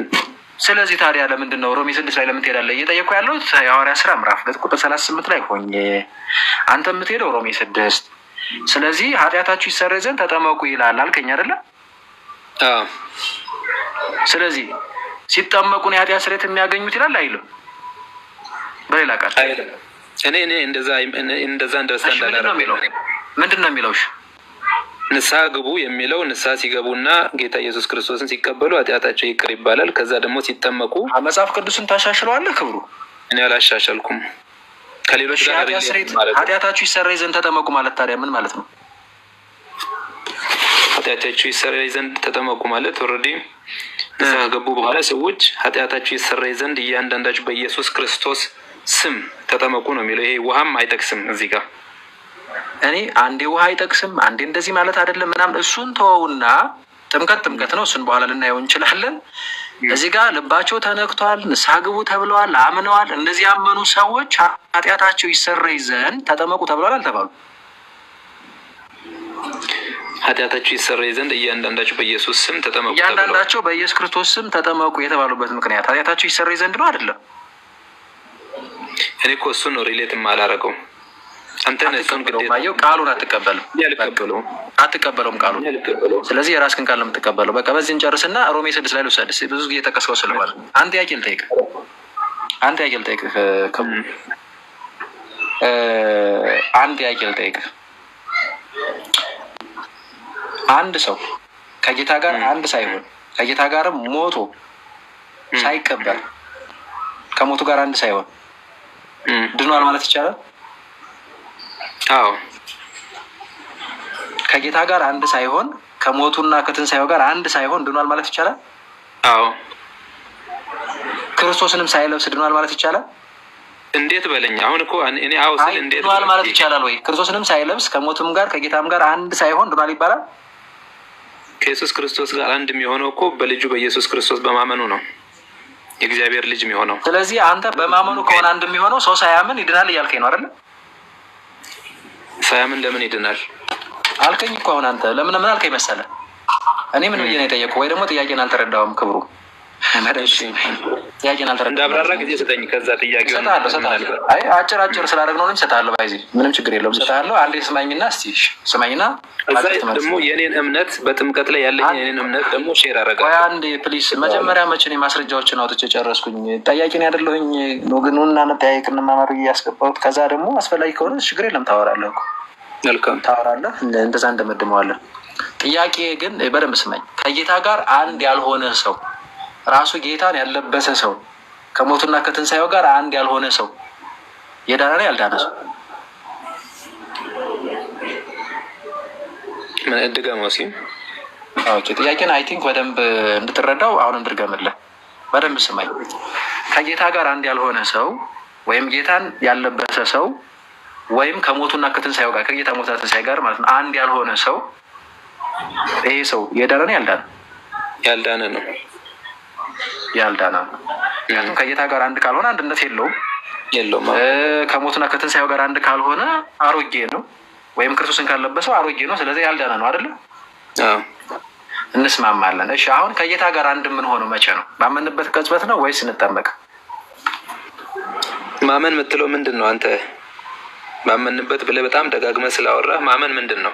ወይ መድኃኒዓለም ማመንማ ጌታ ራሱን ታምናለህ። ቆይ ስማኝ፣ ማመን አንደርስታንዲንጋችን ተመሳሳይ እንዲሆን አንዴ ማመን ማለት ማመን ራሱ ጌታን ማንነትና ማንነቱን ታምናለህ። ኦኬ የጌታንም ትምህርት ታምናለህ። ማመን እሱ ነው። ስለዚህ አሁን ያመንና የተጠመቀ ይድናል የሚለው ሀሳብ አንዴ ስማኝ። ያመንና የተጠመቀ ይድናል ሲል ጌታ ማመን ምንድን ነው አላልከኝም ቅድም? ያንን የተለየ አመለካከት ስላለ ነው። አሁን ማመንና መጠመቅን ይዘን ስለሆነ እያወራን ያለ ነው። ጥያቄ ያመንና የተጠመቀናል የሚለውን ይዘን ስለሆነ እያወራን ያለው ማመንና መጠመቅን አንድ ሰው ከጌታ ጋር አንድ የሚሆነው ቆይ ስማኝ፣ ከጌታ ጋር አንድ የሚሆነው ራሱ ጌታንም የሚለብሰው ወይም ከሞቱ ጋር አንድ የሚሆነው ባመነበት ቅጽበት ነው ወይስ አምኖ ሲጠመቅ? መልስልኝ። አንድ ሰው በጌታ የሚሆነው ልጁ ኢየሱስ ክርስቶስን ሲያምንና እግዚአብሔር በሞታን ያስነሳው ሲላስቆምህ ነው። አቆምከኝ በቃ አትፈልግም ማለት ነው። ለምን መሰለህ እንደዚህ አይነት ውይይት የለም። ቆይ ለምን መሰለህ ማስቆመህ? ቆይ ስማኝና ትቀጥላለህ። ስንት ያስቆምከኝ? ቆይ አይ ለምን መሰለህ ያልጠየቅኩህ ነው የምትመልሰው። ሰው በጌታ የሚሆነው እንዴት ነው መልሰው? ባልመልስም ምን ያስጨርሰኛል? ኖ ሰው በጌታ የሚሆነው እንዴት ነው ብዬ አልጠየቅኩም። ማኔ ጥያቄ ምንድን ነበር? ስለምሳሌ ጥያቄን አስታውሰኝ። ምን ነበር? ከገባ ነው ያሰጣል። ጥያቄ ሰው ከጌታ ጋር አንድ የሚሆነው በማመን ብቻ ነው ወይስ አምኖ ሲጠመቅ ብቻ ነው ነው? አንተ ጥያቄ አንድ መሆን ብቻ ሳይሆን ከሞቱ ጋርም አንድ መሆን የሚሆነው ሳይሆን ያለው እሱንም ያዘነው ራሱ ክርስቶስንም የሚለብሰው የሚል ሶስት ነገሮችን የዘረዘርኩልህ። ስለዚህ እነዚህ ነገሮች በእምነቱ ብቻ ልክ ባመነበት ቅጽበት ነው አንድ የሚሆነው ከጌታ ጋር ከሞቱም ጋር አንድ የሚሆነው ራሱ ጌታንም የሚለብሰው ወይስ አምኖ ሲጠመቅ ብዬ ነው የጠየቁ። ወይ በእምነቱ ብቻ ነው ብለህ መልስልኝ። እንደዛ ከመታመን ከሆነ አይ አምኖ ሲጠመቅ ነው ከሆነ መልስልኝ እና ከዛ እኔ ወደ ማስረጃ ልሂድ። እኔ ስናገር ከዚህ በኋላ ካስቆምከኝ እወጣለሁ። ምክንያቱም አንተ ማስወርዳለሁ ባይዚ እኔ ደግሞ ማስወርድ እንዴት መሰለህ? በአጭር ምላሽ ነው የምፈልገው። እሱን ትተህ በሰው በጌታ የሚሆነው ሰው በዚህ ወጥቶ በዚህ ገብቶ ምናምን ብትለኝ አስወርዳለሁ። ስለዚህ ቀድሜ ልተው እንደዛ ስለሆነ ዝም ብዬ ልስማ። አይ ለምን ትፈራለህ አንተ? አጭር ጥያቄ ሊጠየቁህ አጭር አይደለም አጭር ጥያቄ እኮ ሊጠየቁህ ስለመዳን ምርጫ እኮ ነው ሊጠየቁህ ባይዚ ምርጫ እኮ ነው ስለማመን ይሁን ምርጫ አይደለም። ቆይ እንደዚህ ላድርግልህ። ጥያቄ እንደዚህ ነበር። ይኸውልህ አንዴ ስማኝ፣ ሲሪየስሊ በበጎነት አውራኝ። እኔ በጣም በንጹህ ልብ ነው የማወራህ። ይኸውልህ ስማኝ በደምብ። እኔም እንደዛው ነው። ስለዛ በቃ እንቀጥል። ይኸውልህ ጌታም ይረዳናል። ይኸውልህ ቅድም ምንም ብዬ ጠየቅኩ መሰለህ? አንድ ሰው ከጌታ ጋር አንድ ሳይሆን ራሱ ጌታን ሳይለብስ ከሞቱና ከትንሣኤው ጋር አንድ ሳይሆን ይሄ ሰው ድኗል ማለት ይቻላል ወይ? ስለ ይሄ ሰውማ ያልዳነ ሰው ነው አልከኝ አይደል? ያልዳነ ሰው ነው አልኩህ። አዎ። ስለዚህ ያልዳነ ሰው ነው ስትለኝ እኔ ወደ ምን አመጣሁት ጥያቄውን። ስለዚህ አንድ ሰው ከጌታ ጋር አንድ የሚሆነው እና ጌታን የሚለብሰው ወይም ደግሞ ከጌታ ከሞቱ ጋር አንድ የሚሆነው በእምነት ብቻ ባመነበት ቅጽበት ልክ እንዳመነ ነው ወይስ አምኖ ሲጠመቅ አልኩህ። ወይ እንዳመነ ነው ትለኛለህ ወይ አምኖ ሲጠመቅ ነው ትለኛለህ። ሀሳቡን ምናልባት ካስፈለገ አብራራው ልልህ እችላለሁ። እሺ እንዳመነ ነው ነው የምልህ። በቃ እስኪ አልጨምርም። ማስረጃ እስኪ እንዳመነ የሚል ማስረጃ አለ? አዎ። እሺ ጥቀስልኝ። እንዳመነ ከጌታ ጋር አንድ ይሆናል የሚል ቀድሞ መጀመሪያ ስንጀምር የጀመርኩት ጥቅስ እዛ ጋር ሰው በልጁ በኢየሱስ ክርስቶስ ቢያምን የዘላለም ሕይወት ይኖረዋል እንዳይጠፋ እግዚአብሔር አንድያ ልጁን እስኪሰጥ እንዲሁ ወዷል የሚለው ያ ጥቅስ ነው። እኔ አሁንም ደግሜ የማነሳው ሰው ስለዚህ እሱንማ ቀድም እኮ ጨረስነው።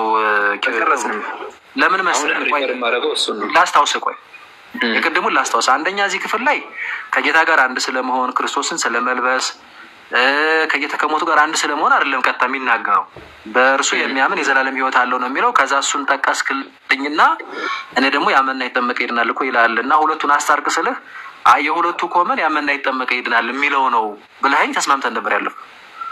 ተረተኛል። ምክንያቱም እዛ ጋር እምነት ብቻ ስለማይል፣ ስለዚህ ቅድም ያንን ስለጨረስ ነው የኔ ጥያቄ አሁን እንዴት ነው መሰለህ፣ በእምነት ልክ እንዳመነ በእምነቱ ብቻ ከመጠመቁ በፊት ማለት ነው በአንድ የሚሆነው ወይም ደግሞ ራሱ ክርስቶስንም የሚለብሰው አንድ ሰው ስላልከኝ ይህንን ሀሳብ የሚያስረዳ ነበር ያልኩህ። ወይ ሌላ ቅርብ እንደዛ አንድ ጥግንትን እያየሁ ነው። ጴንጤና መጽሐፍ ቅዱስ አይተዋወቁም ይላል። አይ ቆይ ፕሊስ ኮሜንቱን ተውማ። ኮሜንቱ ላይ እኔ ራሱ ምን እንደሚሉ ይተው። ኮሜንቱ እንደዛ መጥራት የሚያደርግ ሰው ለራሱ አዲስ ነው እንኳን አይኖረውም በእርግጠኛነት መጽሐፍ ላይ ስልኩ ላይ ጥያቄ ብትመልስ አይሻልም? ኮሜንቱን ተው አንብብልኝ እዚህ ጋር። እንደዛ ይሻላል። እውነትን አንብበው እስኪ እዚህ ጋር ክብሩ። ወይስ ከክርስቶስ ኢየሱስ ጋር አንድ እንሆን ዘንድ የተጠመቅንም ሁላችንም ከሞቱ ጋር አንድ እንሆን ዘንድ እንደ ተጠመቅን አታውቁምን ይላል። በጣም ጥሩ። ከጌታ ከኢየሱስ ክርስቶስ ጋር አንድ የሆን ነው እና ከሞቱ ጋር አንድ የሆን ነው በምንድን ነው አለ? እንደ ተጠመቅን አታውቁምን ይላል መጨረሻ ላይ። እሺ በምንድን ነው አለ? ወይስ ከክርስቶስ ኢየሱስ ጋር አንድ እንሆን ዘንድ የተጠመቅንም ሁላችን። እሺ የተጠመቅነው ከጌታ ጋር አንድ እንድንሆን ነው አለ አይደል? የምንጠመቀው ደግሞ አምነን ነው አይደል? በቃ ስለዚህ አንድ የምንሆነው ባመንበት ቅጽበት ነው የሚለውን ሀሳብ ነው የሚሰጠን ወይስ ስንጠመቅ ነው እያለን ነው? ስንጠመቅ ነው ይላል አይደል? እንሆን ዘንድ አንድ እንሆን ዘንድ ነው የምንጠመቀው ወይም የተጠመቅ ነው አይደል የሚለው። ስለዚህ አንድ ያመነ ሰው ተመልከት፣ የሚጠመቀው ከጌታ ጋር አንድ ለመሆን ነው፣ ከሞቱ ጋር አንድ ለመሆን ነው። ቅድም ደግሞ አንተ በነገርከኝ ሀሳብ አሁን አናላይዝ አድርገው ሀሳቡን ቅድም እንትነኝም ስላልከኝ አንድ ላገናኝልህ። ይኸውልህ ቅድም የተስማማ ነው ምንድን ነው አንተም ማለት ግልጽ ስለሆነ ከጌታ ጋር አንድ የምንሆነው ከሞቱም ጋር አንድ የምንሆነው ምንድን ነው? ከጌታ ጋር አንድ ያልሆነ ሰው ከሞቱም ጋር አንድ ያልሆነ ሰው ያልዳነ ነው። ተግባባን? ከጌታ ጋር እና ከሞቱ ጋር ደግሞ አንድ መሆን የሚቻለው በጥምቀት ነው። ቅዱስ ጳውሎስ እየነገረን ነው እንደዛ። ምክንያቱም ምን አለን? ከክርስቶስ ጋር አንድ እንሆን ዘንድ የተጠመቅናል። አምነን የምንጠመቀው ከጌታ ጋር አንድ ለመሆን ነው፣ ከሞቱ ጋር አንድ ለመሆን ነው። ስለዚህ ከመጠመቅ በፊት አንድ ስለማትሆን አንድ ልትሆን ዘንድ ወይም ደግሞ ከሞቱ ጋር አንድ ልትሆን ዘንድ ስለሆነ የምትጠመቀው ከመጠመቅ በፊት አድንም ማለት ነው። ኦኬ። ስለዚህ ያንተ ኮንክሉዥን ምንድን ነው? ከነዚህ ከሁሉ ጥቅሶች ስንነሳ ሰው አምኖ ሲጠመቅ ነው የሚድነው፣ አምኖ ባይጠመቅ አይድንም ነው አይደል? ወንጌሉ እኮ ነው የሚለው። ክብሩ ለምንድን ነው ወንጌሉን ለኔ ያሳየኝ? ከወንጌሉ እኮ ነው ያሳየኝም ከወንጌሉ ነው። ኦኬ እኔ የምልህ ክብሩ እኔ እኮ አሁን አልጠመቅም አላልኩህ፣ ተጠምቄያለሁ። የእኛ ከጥምቀት ጋር ምንም ችግር የለብንም። አሁን ስለ ጥምቀት ይሄን ያህል ማውራታችን እኔ እኮ ይገርመኛል። ሌላ አንድ ሮሜ ላይ እንዲህ የሚል ቃል አለ። ሮሜ አይቲንክ ምዕራፍ 6 ነው እየያያችሁ ያለ መሰለኝ አይደለ? አሁን አላወጣነውም። እሺ ሮሜ ምዕራፍ 6 ላይ ኦኬ። እና የትኛው ጥቅስ ላይ ነበር የነበራችሁት? ሮሜ 6 ላይ አይደለም ስታወሩ የነበሩት? አሁን መጨረሻ ላይ ያሳየኝ የነበረው ነው። እሱ እኮ ነው ወጥቶ ሲያሳይ የነበረው። አላስታወስኩትም። ምናልባት ሊሆን ይችላል። እንዲህ ይላል። ኦኬ ሮሜ እሺ አይ ቲንክ እዛ ላይ ነው እሱን ነው ሲያሳዩ የነበረው ዲያቆን። ወይስ ከክርስቶስ ኢየሱስ ጋር አንድ እንሆን ዘንድ የተጠመቅን ይላል። ከማን ጋር አንድ ለመሆን የተጠመቅ ነው? ከክርስቶስ ጋር ክርስቶስ ጋር። ስለዚህ ከክርስቶስ ጋር አንድ መሆኛው መንገድ ጥምቀት ነው የሚለው ያሰብተናል። ሁላችን ከሞቱ ጋር አንድ እንሆን ዘንድ እንደተጠመቅን አታውቁምን አለ። ከሞቱ ጋር አንድ መሆን ማለት ምን ማለት ነው? ከሞቱ ጋር አንድ መሆን ማለት እግዚአብሔር ኢየሱስ ክርስቶስን ለኃጢአት እንደከፈለው ዋጋ ያንን መቀበል ማለት ነው። ከሞቱ ጋር አንድ መሆን መሞት ማለት ነው። ከሞቱ ጋር አንድ መሆን ማለት እኛም መሞት ማለት ነው። ስለዚህ ምንድነው መሞቻው መንገድ ምንድን ነው? በጥምቀት ነው የምንሞተው አይደለም? ጥምቀት መሞቻው እንሞታለን አይመስልህ? እኔ እንደዛ አልወስደውም። እሺ እንዴት ነው? እኔ የምወስደው አሁንም ሰው የሚሞተው ከክርስቶስ ጋር የሚነሳው በልጁ በኢየሱስ ክርስቶስ በማመን በልቡ በማመን በአፉ እዚህ ሊያሳይ ወይስ ከክርስቶስ ኢየሱስ ጋር አንድ እንሆን ዘንድ የተጠመቅን ሁላችን ከሞቱ ጋር አንድ እንሆን ዘንድ እንደተጠመቅን አታውቁም ምን አለ? የተጠመቅነው ከሞቱ ጋር አንድ ለመሆን ነው ይላል። አንተ ደግሞ ከመጽሐፉ ተቃራኒ ሆነ አልተቃረንኩም። አይ በጥምቀት አይደለም ብለህ እየተናገርክ ነው ያለው። የተጠመቅነው እንደተጠመቅን አታውቁም ምን የተባለው ከሞቱ ጋር አንድ ለመሆን ነው ወይም ለመሞት ነው አይደለም? በዚህ መቼም ይህን የምትቀርብ አይመስለኝም። ሰው የሚጠመቀውና እንትና ላይ እኮ አለው ይደርባል ነው ይደርቦብኝ ነው። እሺ ያው ተው እዚህ ጋር ያለውን እናንብበውና ማለት ነው። እንደ እግዚአብሔር ቃል እንደ እግዚአብሔር ቃል ሚለውን ብቻ እንቀበል፣ አሜን ብለን እንቀበለው። እንዲህ ይላል፣ ወይስ ከክርስቶስ ኢየሱስ ጋር አንድ እንሆን ዘንድ የተጠመቅን ሁላችን ከሞቱ ጋር ከማን ሞት ጋር ነው? ከሞቱ የተባለው ማን ጋር ነው? ከክርስቶስ ሞት ጋር አይደለም? ተመለስ ባይብል እኔም ቼክ ላድርግ ብዬ ነው። አንድ ላይ ለማየት ነው። ይሄ መጽሐፍ ነው። ይሄው መጽሐፍ ቅዱስ ነው ያወጣውልኩ ያወጣን ያነበረ ነው። እሺ ይሄው እንዲህ ይላል፣ ከሞቱ ጋር ከማን ሞት ነው? ሞቱ የተባለው የማን ሞት ነው? የክርስቶስ ሞት ጋር ከሞቱ ጋር ስንት እንሆን ዘንድ ይላል? አንድ እንሆን ዘንድ ምንድን ነው? አንድ እንሆን ዘንድ እንዳለ። ስለዚህ የተጠመቅነው ከማን ሞት ጋር አንድ ለመሆን ነው? የክርስቶስ ሞት ጋር። አዎ አንድ መሆን፣ አንድነት ማለት እኛም መሞት ማለት ነው። አዳማዊ ማንነትን መቅበር ማለት ነው። እና መሞቻው መንገድ ጥምቀት ነው ብሎ አስቀምጣለን። እዛን እንሂድ። ሰው ተጠመቀ ማለት ተቀበረ ማለት ነው። እዚህም በደንብ አድርጎ ስለሚያወራራው ማለት ነው። ከጌታ ሞት ጋር አንድ ይሆናል፣ እርሱ ይቀበራል። ይኸው ተቀበርም ብሎ ስለሚናገር ቀጣይ ደግሞ ማለት ነው። ሶ ምን መስለህ ቁጥር 6 ላይ እንዲህ ይላል፣ ከእንግዲህ ወዲህ ለኃጢአት እንዳንገዛ የኃጢአት ስጋ ይሻር ዘንድ አረገው ሰዋችን ከእርሱ ጋር እንደተሰቀለ እናውቃለን ካለ በኋላ የሞተስ ከኃጢአቱ ጸድቋል ይላል። የሞተ ማለት ምን ማለት ነው ብለናል? ክብሩ አብረን አላልንም፣ አንተ ብለሃል። የተጠመቀ ማለት የሞተ ነው የሚለውን አንተ ብለሃል። ስለዚህ የሞተ በሚለው ውስጥ ምን ሞተው በምንድን ነው? በጥምቀት ስለሆነ እኔ አይደለሁም ያልኩት፣ ቅዱስ ጳውሎስ ነው ያለው። የተጠመቀ የሚለውን ምንድነው? ምን ሞተው በጥምቀት ስለሆነ የሞተ ነው ሲል የተጠመቀ ማለት ነው። የተጠመቀ ወይም የሞተ ከኃጢአቱ ምን ብሎ አላለ? ጸድቋል። እሺ አሁን የሞተ የሚለው ጥምቀትን ነው ወይስ አይደለም? አንተ ራስህ ኮንፊዝ አድርገህ ችግር የለውም። እኔ ኮንፌስም አላደረገው። እኔ የምሞተው በክርስቶስ በማመንና በልጁ በማመን ነው የምሞተው እንጂ በጥምቀት አልሞትም። ጥምቀት ለእኔ ክርስቶስ የሞተልኝ። ጥምቀት እንዳይደለ አሳየኝ እስቲ። ጥምቀት መሞቻ እንዳይደለ አሳየኝ። በቃ አጭር ማለት ነው። አይ ቲንክ ራሴን ትልቅ ላይ ላድርገውና እዚህ ላይ ታሳየኛለህ። አሁን ታይም ኪል ከምናደርግ ትልቁ ላይ አድርጉኝ ሞዴሬተሮች። ራሴን ማኔጅ ማረጋጋተኝ። እሱን በራስ ማጥለት ትችላለህ። ባይዘው ያለው ይመስለኛል። እንትን ቢያለኝ ታውቃላችሁ። አንተኑን ጎላ ብሎ እንዲታየኝ ነው ጽሁፉ። ጎላ ብሎ እንዲታየህ ነበረ። ሞዴሬተር እንትኑን አይተናል። እንደው ጻፉን አይተናል። የሞተ ነው መሞቻው ጥምቀት ላለመሆኑ እዚህ ላይ ታሳየኛለህ። በቃ ይህን ቁጥር አንብብል ትለኛለህ። ያንን አሳየኝ፣ እንጨርሳለን። በዚህ ሞዴሬተር ካላችሁ ትልቁ ላይ አድርጉኝ፣ ወይ ዲያቆንም ካለው ትልቁ ላይ አድርጉኝ። እሺ፣ ያው አሁን አሳየኝ።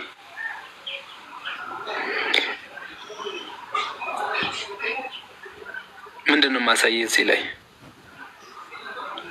መሞቻው ጥምቀት ላለመሆኑ ጥምቀት አይደለም ብለህ እኔን ስለሞገትከኝ ጥምቀት ላለመሆኑ እዚህ ላይ አሳየኝ። ስናነባው አሁን ጥምቀት እንደሆነ አስረድቻለሁ፣ ቅዱስ ጳውሎስ እንደተናገረው። አሁን ግን እዚህ ላይ አላሳየኝ። እኔ እዚህ ላይ ሳይሆን ማሳየህ እኔ እዚህ ላይ ሳይሆን ማሳየህ ሰዎች እዚህ ላይ ማለት ላሳያችሁ። ሌላ አውድ ላይማ እንሄዳለን። ቆይ ሌላ አውድ ላይማ ሌላ ክፍል ላይ እንሄዳለን። አሁን እዚህ አውድ ላይ አሳየኝ። አሁን እዚህ አውድ ላይ እኔ ላሳየህ አልችልም። የለም አይደለም የሚል ዲስፕሩቭ የሚያደርግ የለም። ግን አሁን እዚህ ላይ ምንድን ነው የሚለው? እንደተጠመቅን ያለው እንደተጠመቅን የተባለው ምን እንሆን ዘንድ የተጠመቅ ነው? ከክርስቶስ ጋር አንድ ለመሆን ከሞቱ ጋር አንድ ለመሆን አይደለም? ለምን አይደለም? ታዲያ ለምንድን ነው የለም የምትለኝ? ይኸውልህ አሁን ለምሳሌ አንተ ይህንን መጠመቅ ከኢየሱስ ክርስቶስ ጋር አንድ ሞቱንና ትንሣኤውን አንድ እንዲሆን ያደረገናል ነው እያልከኝ ያለው። ፈጽሞ ይሄ እኮ ቅዱስ ጳውሎስ ነው ያለው። አንተ አትበል። አንተ ያለው ኮንክሉዥን እኮ ነው። አሁን እኛ የምንወስድበት ኮንክሉዥንን እኔ ሳይሆን ቆይ አንዴ፣ እኔ አይደለም ያልኩት፣ ቅዱስ ጳውሎስ ነው ያለው። ቅዱስ ጳውሎስ ምን አለ? ወይስ ከክርስቶስ ኢየሱስ ጋር አንድ እንሆን ዘንድ ያለውም እኔ አይደለሁም፣ ቅዱስ ጳውሎስ ነው ያለው።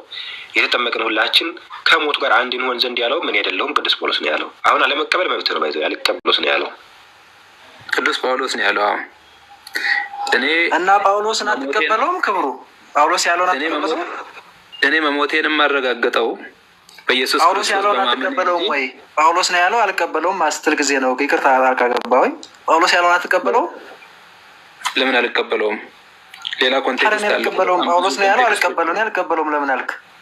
እኔም አልቀበለው መሞተው እኔ በመጠመቂያ አይደለም።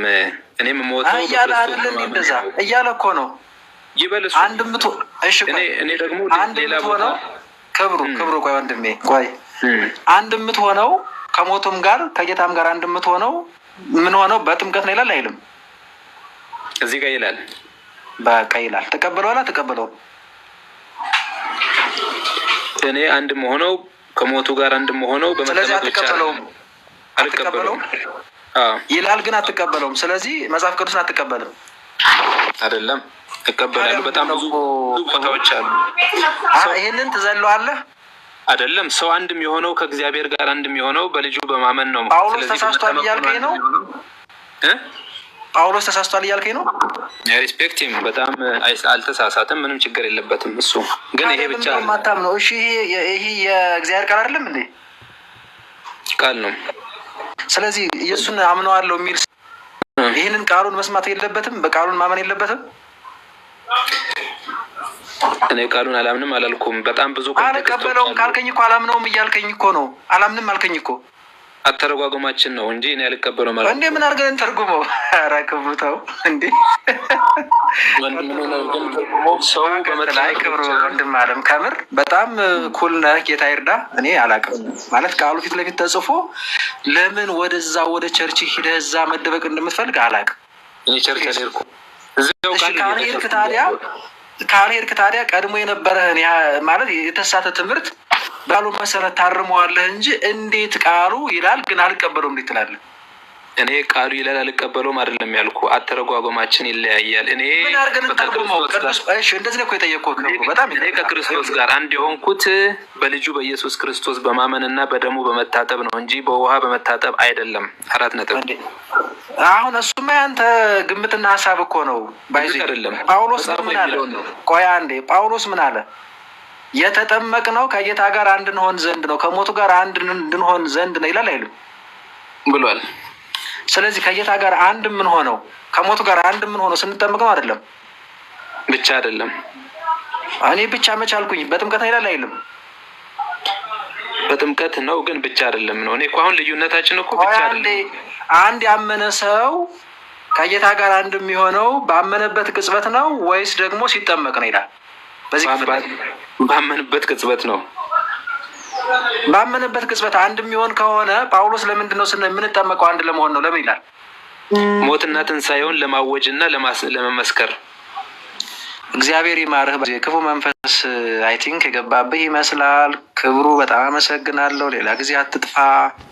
አይ ቲንክ የሆነ ነገር ይዘህ ነው የምትወጣው መቼም እርግጠኛ ነኝ። ግን አዝናለሁ በጣም። እንዲህ ነው የሚያደርገው። ይኸውልህ ቃል ተናግሮልኝ ፓስተሩ አውጥቶልኝ እንደዚህ ብሎልኝ በቃ ድብ ነው የሚሉት። በጣም ይቅርታ ለንግግሬ። እኔ አዝናለሁ በጣም እውነት። ርብስማ ቀጥል ወንድማችን። ነገር ላይ ዲያቆን አንዳንዴ ሰው ከሆነ እምነት ላይ በአንዴ አይቀየርልን። ግን እንደዚህ ማስረዳታችሁ ጥሩ ነው።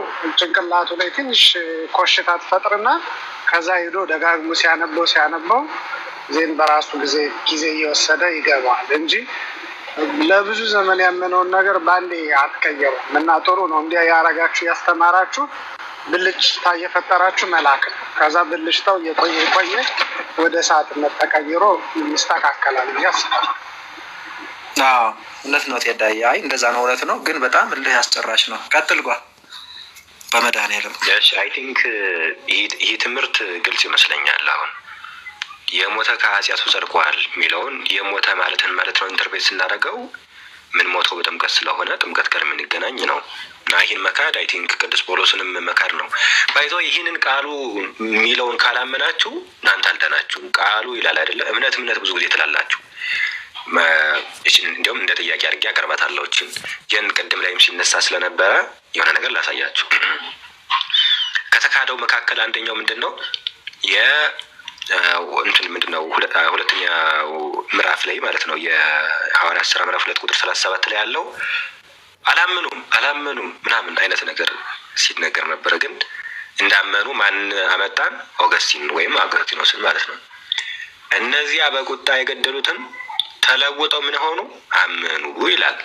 ተለውጠው ምን ሆኑ? አመኑ።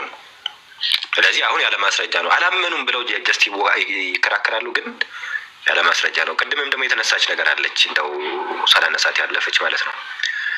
ስለታች ላይ መጣው ወርወር ሲሉ ስለነበረ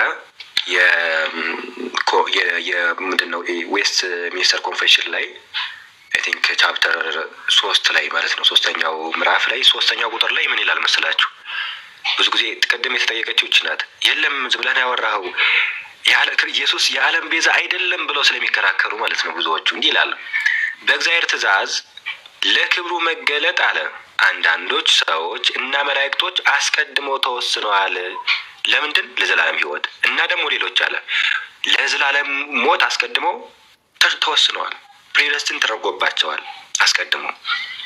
ይኸውን መቼም ተወስኖባቸው አስቀድሞ ዓለም ከመፈጠሯ በፊት ተወስኖባቸው ለተወሰነባቸው ሰዎች ክርስቶስ ሞተላቸው መቼም እንደማይሉ ተስፋ አደርጋለሁ። እንደዛ የሚል ከሆነ ክርስቶስ ሞቶለት አልዳንም በእነሱ ትምህርት መሰረት ማለት ነው። አንደኛ ያው በመጽሐፋችሁ ላይ የተጻፈ ነው፣ ፕሪደስቲን ተደርጎበታል። ምንድነው የተወሰነበት ሰው ደግሞ መቼም ለዛ ሰው ሙቷል፣ ክርስቶስ ሙቷል የሚለው ትምህርት ይሄ በጣም አደገኛ ትምህርት ነው። ይሄ በምንድነው በፕሮቴስታንት እስልምና እያልኩ በፕሮቴስታንት ውስጥ ያለ ትምህርት ነው። ቀጣይ ደግሞ እንደው ቪዲዮ ራሱ ማሳየት እንችላለን። አይ ቲንክ የቃለ ሕይወት ሲባል የቃለ ሕይወት ውስጥ ያለ ማን ነው? አማን የተናገረውን ላሳያችሁ። ይሄ ድሮ ላይ የተናገረው ነው። እቺ ቪዲዮ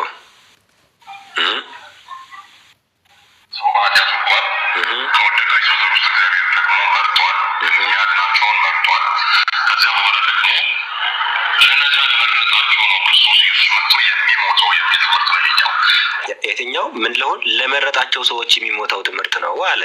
ይሄ ድሮ ነው። አሁን ላይ ደግሞ አሁን ላይ ራሱ የተናገረው ነው። ይወስድ ስለሰጣኝ እንጂ ስለ ዓለም አለምንም አለቀ። እዚህ ላይ በጣም ነው የገረመኝ። እንደዚህ ያላግጣል እንዴ? አለብዮች እንዴት ናቸው? እና ቅድም ስለተነሳች ነው ኢየሱስ ባይዘወይ በጣም የሚያሳስበን ይሄን ነው። ክርስቶስ ኢየሱስን የዓለም ቤዛ አይደለም ለዓለም አልሞተም የሚለው ትምህርት ነው የሚከብደው። ወይስ ደግሞ ለምሳሌ እነ ሙሴ ቤዛ ተብለዋል፣ ሌሎች ቤዛ ተብለዋል? ያ ነው አሁን የድንግል ማርያም ነገር ነው የሚገርመው። እንደዛ መባለው ወይስ ክርስቶስ የዓለም ቤዛ አይደለም የሚለው ነው በጣም የሚቆረቁረው። ጀስት ምንድነው የሚፈልጉት? ክርስቲያኖችን ብቻ አታክ ማድረግ ነው የሚፈልጉት ፕሮቴስታንቶች። ለዛ ነው አንድ ላይ ተሰብስበው ምናምን ባይዘው የእሱ ራሱ መጥቶ ሞግቷል እኮ ማን አማን ሻሎም ራሱ መጥቶ ሲያወራ ነበረ። አትባልም የዓለም ቤዛ አትባልም ብሎ አይቼዋለሁ። ቃል የገረመኝ ቃል እሱን ሳያሳምን እኛን እንደዛ እንትን ማለቱ አይገርምም? ቅድም ስለተነሳች ነው። በጣም ያሳዝናል። ወይ የዘወንጌል እንዴት አሉ? ይሰማል? ይሰማል? አይሰማም ነው ከኔ ነው ቃላት ያሰማልን። ወንድማችን እንኳን አሪፍ ፖይንቶችን ያነሳ። እንኳን ደህና መጡ። እየተቆንተ አይ ቲንክ ኔትወርኩ ዛሬ አስቸግሮት መሰለኝ። ስልክልዎትም ሰላም አረርሶ መቼ ሊመለሱ ነው? እንደው ምን ይሻላል?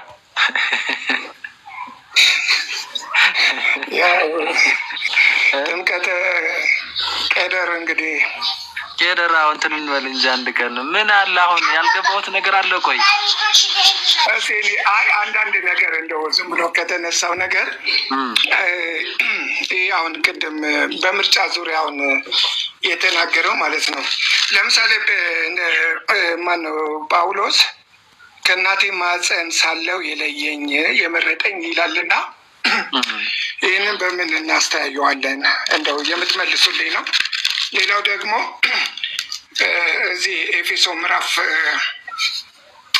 1:3 ላይ በክርስቶስ በሰማያዊ ስፍራ በመንፈሳዊ በረከቱ ሁሉ እንዲህ ብናደርግስ ዘውኝ ምናለው ከጌታ ጋር ውይይቱን እናስኪደውና እንትን እንዳይልብን ከዛ ከሰሞኑም ደግሞ ብናወራ ደስ ይለኛል። አዳዲስ ነገሮችም ካሉ በውስጥ እንደው ብንገናኝ። አሁን ትንሽ ከስራም አሁን ተመልሻለሁ። እስኪ ሳምንት ያህል ጊዜ ትኖረኛለች ብዬ አስባለሁ።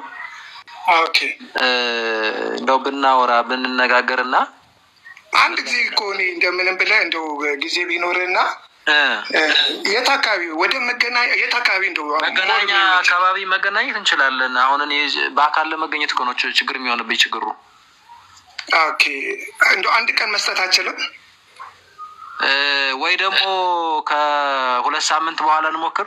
እስከዛ እንደዚህ በስልክ እስከዛ ገጽ ቢሆን እኮ ጥሩ ነው። አጼ ላጼን ይተዋሉ እንደሚለው እውነት እናወራለን። እውነት ለመናገር እኔ ረስቼዎት አላውቅም። እግዚአብሔር በሚያውቀው ሁልጊዜ ይመጣሉ ቴፍቴ እና እስከዛም በስልክ ተደዋውለን ሰፊ ያለ ጊዜ 1 ሰዓትም ከዛም በላይ ጊዜ ካለ በሳምንት ለመገናኘት እንሞክር። በስልክ እንገናኝ። ከዛም ደግሞ በአካልም ደግሞ ከ2 ሳምንት በኋላ ከስራ ስመለስ መመለስ ይመስለኛል ብናደርገው ደስ ይለኛል። በቃ ተባረክ። በቃ እናንተ ውይይቱን ቀጥሉ። እሺ እሺ እሺ እሺ እሺ እሺ ለስከው መንፈስ የለም ብዬ እኔ አላምንም። አለ በነገራችን ላይ ስለማውቅ አለ ይገልጥላችኋል። ልክ ለጠንቋዩ እንደሚገልጥለት ጠንቋይ እኮ በነገራችን ላይ ታውቃላችሁ አንዳንድ ያውቃል ይባላል አይደል? ዝም ብሎ እንዳይመስላችሁ። ዲያብሎስ በነገራችን ላይ እንደውም የማይችል ዝም ብሎ በቃ የሆነ ነገር ማድረግ ማስመሰል የማይችል አይደለም እንዴ። ሙሴ በትረን ጣልና እባብ ትሆናለች ብሎ በእግዚአብሔር ኃይል በትሩ እባብ ስትሆን የፈርዖን ጠንቋዮች እያነስና ያንበሬ ሲላቸዋል በትውፊት ያገኘውን ቅዱስ ጳውሎስ እነሱም እኮ በትራቸውን እባብ አድርገዋታል። በማን ኃይል? በእግዚአብሔር ኃይል ነው እንዴ? አይ ጠንቋይ በእግዚአብሔር ኃይል አይሰራም፣ በዲያብሎስ ኃይል።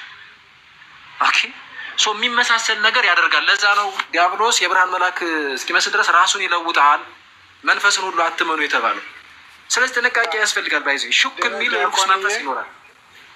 አይ ክርስቶስንም መጽሐፍ ቅዱስ ላይ እንደዚሁ ክርስቶስን ወደ ተራራ ያወጣውና የዓለምን እንትን ሁሉ አሳየው ይላል እና ከየት አምጥቶ ነው ምድረ በዳ ላይ ከየት አምጥቶ ነው ያሳየው? ዓለምን በምትሃት እኮ እና ትክክል ብዙ ምታታዊ ነገሮች ያደርግ ይችላል።